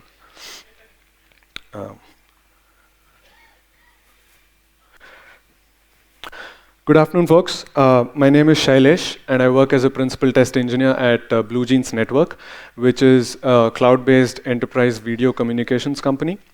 And though the name suggests so, we don't sell jeans. It's just video. I'd like to share my experience and my team's experience of building an automated resiliency testing tool, which we name Goblin. And so last night I was having a talk with my dad about the conference, and he was flipping through the pages of these speaker bios, and as he came to my page, he read it for a minute, and then he went, so I'm driving my car and it runs out of petrol, but then the reserve kicks in. So looks like you're working on the reserve kicking in part. So I was like, yeah, that's what I'm working on. So I really liked how he simplified the problem there. So a bit about Blue Jeans. Up to date, we've done about 1.4 billion minutes of video conferencing. What that means is, for the past 5+ years, for every minute of the day, we've done 500 minutes of video across the globe. So quite naturally, uptime is our #1 priority. And our users make use of the Blue Jeans service across using their mobile phones, their iPads, tablets, desktops, existing room systems. And we want to make sure that every time they have a video conference, they have the best experience. And thus, resiliency of our system is really important to us. So when we set out to measure the resiliency of our system, we wanted to do two things. We use a bunch of third-party components in our system, like Zookeeper, Cassandra, etc. And we wanted to get a deep understanding of what happens to our system when any of these components fail. The second thing was we wanted to measure the resilience of our own in-house software components. And we went out looking for tools, and we came across things like Chaos Monkey, which is very impressive. But what we realized is that the set of challenges and use cases that we were trying to solve, there was no real solution for that. And what were those challenges? So as we decided to look at each part of our system and try to measure the resiliency, uh, uh, we put together a set of test cases and failure scenarios for the interactions between all the components. And as you can imagine, as the system grew and became more complex, these manual test cases and just the number of test cases became humongous. And manual testing would no longer cut it for us. So we needed some automated solution. The second point that we wanted to be aware of is that we wanted to introduce controlled failures. And why that was important for us at the time is because our system wasn't really mature from a resiliency perspective. So if we went and created random chaos, then it would have been very difficult to go debug those failures. So what we wanted is what I call orderly chaos, where you know what you're failing and how, and when a side effect happens due to that failure, you can go debug that, fix it, get your system to a good state, and then maybe do random failures. We wanted something fast, so we wanted a tool that would basically generate some sort of load on the system. In our case, we wanted to start a few meetings with a few participants simulated in it, run some failure scenarios, validate the result, record the result, and we wanted this to happen within minutes. The other thing that we do is, since video conferencing is all about the audio and visual experience to the end user, one thing that our company does is we get a bunch of people together and we run some tests with people, live testing. And what our team would do is at 3 p.m. in the afternoon, just like right now when people are dozing off, we would go and ask these people to join a test. And then we would go fail a component, and then record results, etc. But soon our team started becoming like the most hated team because we were disturbing people in the afternoon. So we thought we'll pass on the dirty work to a chat bot sort of a thing. So the chat bot would ping these people and they would join a meeting, we would run our tests, and then and we wanted this to get integrated into a tool. So that is the other requirement that we had. We wanted to make the testing live and a bit more fun. So that is how Goblin was born.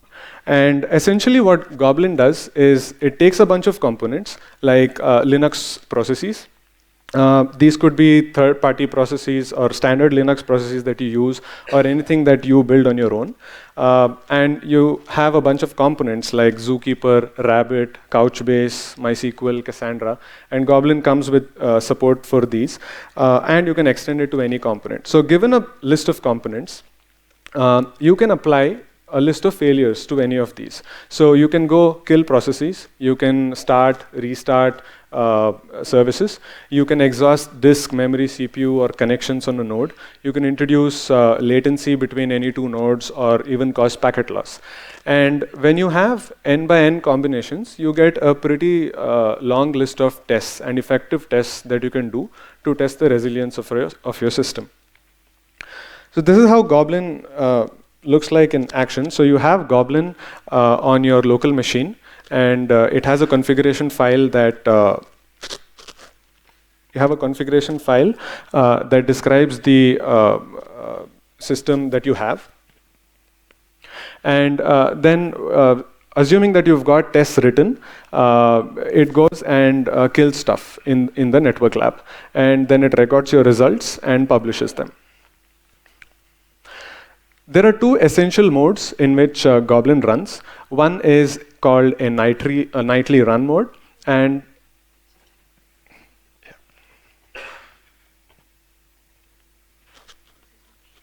yeah, that's fine. Thank you. So what's the nightly run mode? Think of it as an overnight regression suite that's running. It's just running resiliency tests for you. So Goblin gives you the ability to prepare the environment the way you would like to, and then it goes and causes some failure. For example, I want to go stop my Zookeeper service, and then it allows you to hook in your own methods so that you can validate the result. In our case, the validation would be, did any participants drop from the meeting? Did any participants lose any video, etc. Then it recovers the system from failure and then reports the results in a JUnit style. So here the picture shows a Jenkins job which is finished, and you've got reports on the failed tests and the passed tests. The other mode is the automated test bash. We are heavy users of HipChat, which is a well-known chat application like Slack. And what we do is we integrated a Goblin to be a HipChat bot as well. And it goes and pings a few participants to join a meeting. And it communicates the test steps that we are going to do so that everyone's on the same page and knows the expectations out of the test. Then it goes, runs the test, kills something, asks for feedback from the users on the same HipChat room. So you have a documented result. And then it recovers the system and goes and runs other tests. So Chaos Monkey lovers, don't kill me for putting this slide up, but I really wanted to focus on the different use cases that these two tools solve. And to be frank, Chaos Monkey was the inspiration that we had when we started with Goblin, and we learned a lot from it. So Chaos Monkey is designed to run in AWS and to generate random chaos because Netflix believed that it's okay for things to fail, and you want to build a system that can auto-recover. It runs on non-holiday work days so that engineers are around to fix the problem. It's not a test framework, it's a collection of really good tools. Whereas Goblin was designed to be a test framework from the get-go. And we don't run on AWS, we've got our own data center. We wanted the ability for it to run on any environment. We wanted to use it for regression testing. I want to know how my resilience has changed build over build or release over release. And the live testing is also something that I think a lot of you might like. And it was designed to be a test framework. So let me just do a sneak peek of some of the Ruby code that Goblin is written in. Here's a Cassandra library that's written for Goblin. And you can see that there's a bunch of methods that allow you to stop a Cassandra service or restart the Cassandra cluster itself. Typically, you would import this library into your own test class and then call these methods. And a typical test class would look like this, where you would have to override a bunch of mandatory methods. For example, take simulate failure here. I want to get all my Zookeeper nodes and then run an exhibitor process restart on all of those nodes. I can also hook in my validate method and a recover method the way I seem suitable. So this is where you can get Goblin. It's up on GitHub at github.com/bluejeans/Goblin. And we are definitely looking for contributors. Please try and use it. Give us feedback on what you thought about it. And also please check us out at bluejeans.com. On the home page, there is a try button, and that is going to lead you to this page. And when you click on start now, you will get into an instant meeting. And you can share that URL with a friend or a colleague and have a video conference right there. And I hope you enjoy that experience. So thanks for having me here. And you guys might be dying to get out, but if there's any questions, then I'd love to answer them. Thank you.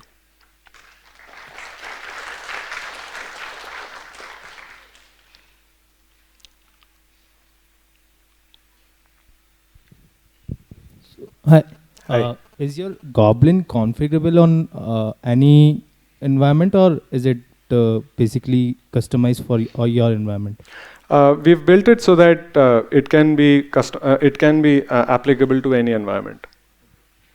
All you need is a configuration file with a bunch of nodes that you've written. Like if you have, say, a Zookeeper cluster, you put those IPs in there and mark it as like a Zookeeper category.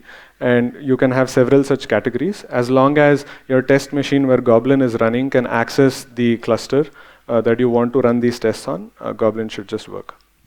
And my other question was, if you run some thing like introducing the latency, yeah, and if a person needs to correct those, so do we have to manually go and solve the issue, or?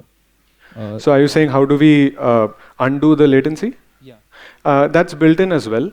So there's an apply latency and a remove latency method that you can use. It basically uses IP tables under the hoods.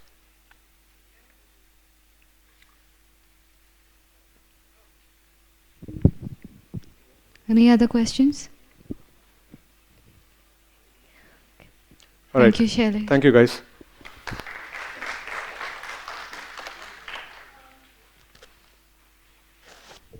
I think before people leave, we just want to do a very quick round of feedback. I'm sure it's been 2 very long days, but I think what will help us in planning not only the conference for next year, but also a bunch of activities this year is some amount of feedback from you. I'm not asking for your feedback forms, but just a conversation right now. Can I request Pankaj and Trouble also to come up if they're here? We essentially wanted to understand what the experience was, what did you think of the theme, and also what do you think of the content, what you'd like to see going forward in the conference, and in general, if you were to plan activities around the year, what are the kind of topics that you'd like to see covered. So this is an open session, so please feel free to talk and raise your hands. Where we can find all the videos and that will be uploaded on HasGeek TV. Okay. We will take sorry.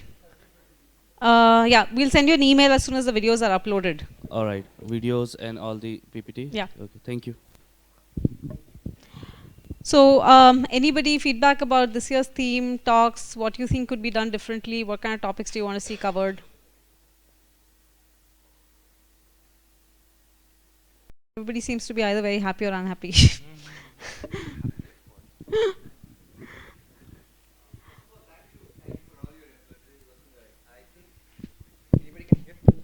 Yeah, let's give a great applause to all the efforts these guys have put in. And unfortunately, I'm not a direct beneficiary, but I'm an indirect beneficiary because my friend over here, he seems to be very excited and he wants to try whatever he learned over past 2 days. So my problem is how to stop him from jumping and making sure my production system is intact. Yeah. So that essentially what I'm trying to say is this gave a lot of enthusiasm and a lot of technical input, and more. It seems like there is a curriculum. It's not like just talks randomly. We are talking just for the sake of it. So there is this is kind of a very well planned story which has a beginning, mid, and end. So what I would say is thank you so much, and I hope you guys will be doing the same thing over different topics in the future. Thanks a lot. I think that was useful feedback. Anyone else? Sure.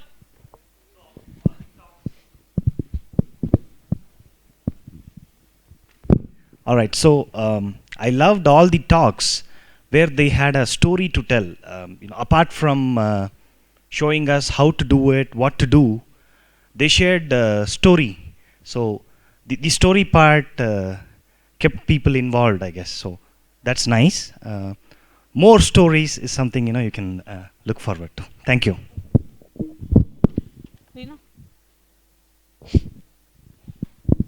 Only one thing, the keynotes were 1 hour, and I think almost all the speakers finished early. So was that by design? Should we think of 45 minutes? Just a thought, I'm not sure.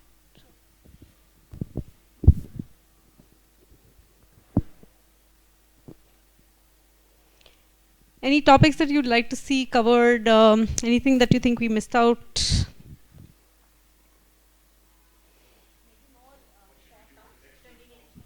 Yeah, what should we do for the next Rootconf? More short talks? Okay. More shorter talks. One suggestion would be something more hardware focused, maybe. Like talking about servers, how we test hardware, or Pi, or something which comes out cool next year. So. I have some feedback. Yeah, sure. So I think originally in the schedule, correct me if I'm wrong, I didn't find any scheduled session for lightning talks. It happened because probably somebody wasn't able to give a talk. So encouraging lightning talks is a good idea in general. So I think that definitely people would appreciate. Second thing is, so when speakers actually present, I'm not sure if they really have this kind of a television in front of them where they can actually see the slides. That really helps for presenting. It would be really beneficial for them. I think even the speakers would probably relate to what I'm saying. So yeah, thank you.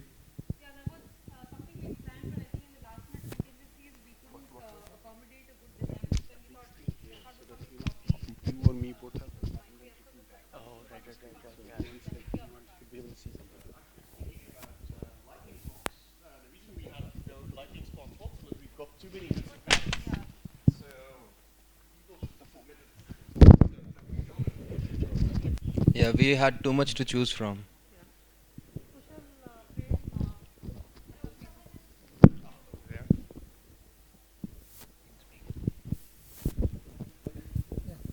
Hi. Hi. Yeah, so it's not feedback, but it's more of a shout out that, food startups were given a chance to showcase themselves rather than caterers, right? So that was pretty good. It was just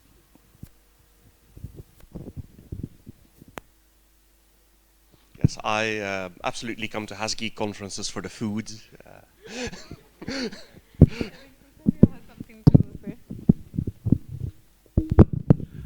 Personally, I would love to see some more talks or details about OPSEC in general, like something to. So, yeah.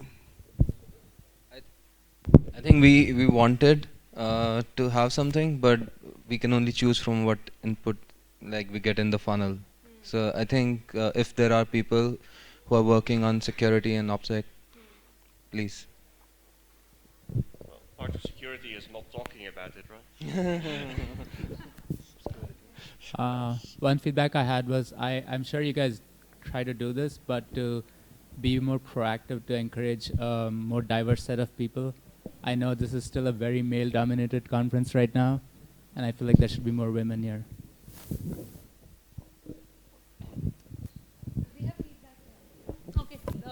Yeah. Can we have some sessions on data analytics?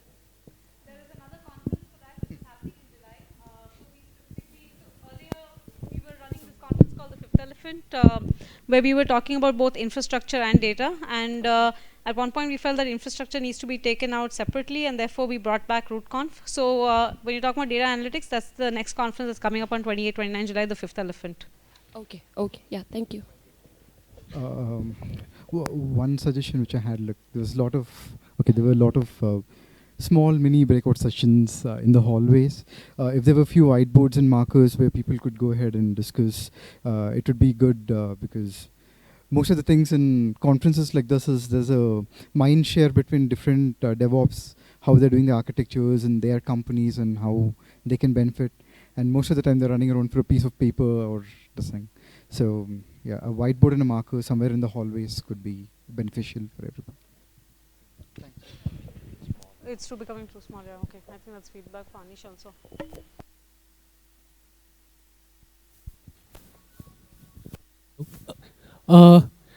Just a little. So first of all, thank you so much for an incredible conference every year. Just a few talks that I'd like to see probably next year is around performance engineering, or how people have improved the performance or improved their how they've optimized their infrastructure. And I'd love to kind of hear what other people have been doing in that area. Just a topic that I'd love to hear about. Shall I thank you?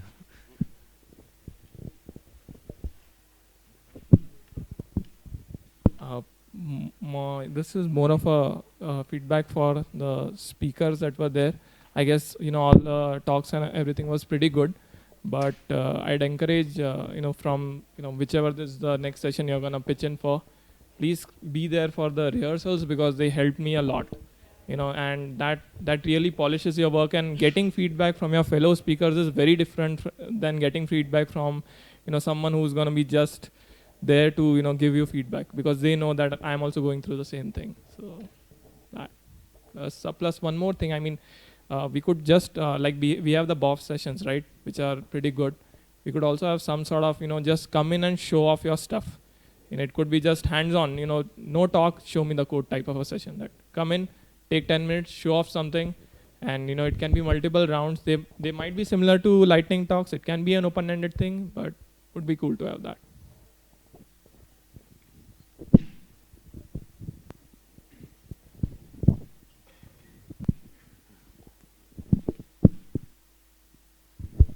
Right, so I guess if there's no other pressing feedback, Rootconf will happen in May 2017, but we will plan a bunch of workshops and meetups around the year, so we'll keep you posted about that. We'd be specifically interested in covering topics like monitoring, security, networks, things that we couldn't cover at this year's conference, and will also help us to get a sense of the kind of challenges that ops deals with in India, as well as what the pulse of the community is. So we really appreciate if you come forward, lend a hand, propose to speak. We'll keep you posted, and as soon as the videos are up, you'll get an email from us. Next 2 days are workshops. I hope you will enjoy, those of you attending, I hope you will enjoy the workshops as much as you've enjoyed the conference. And once again, a big shout out to all the speakers. I think you've been fabulous, and you make you really make this conference vibrant, and obviously there's no question about the fact that the participants and the conversations that happen here is what elevates the whole experience of the conference. So thank you once again for making it here, and we look forward to seeing you next year, May 2017, if not earlier.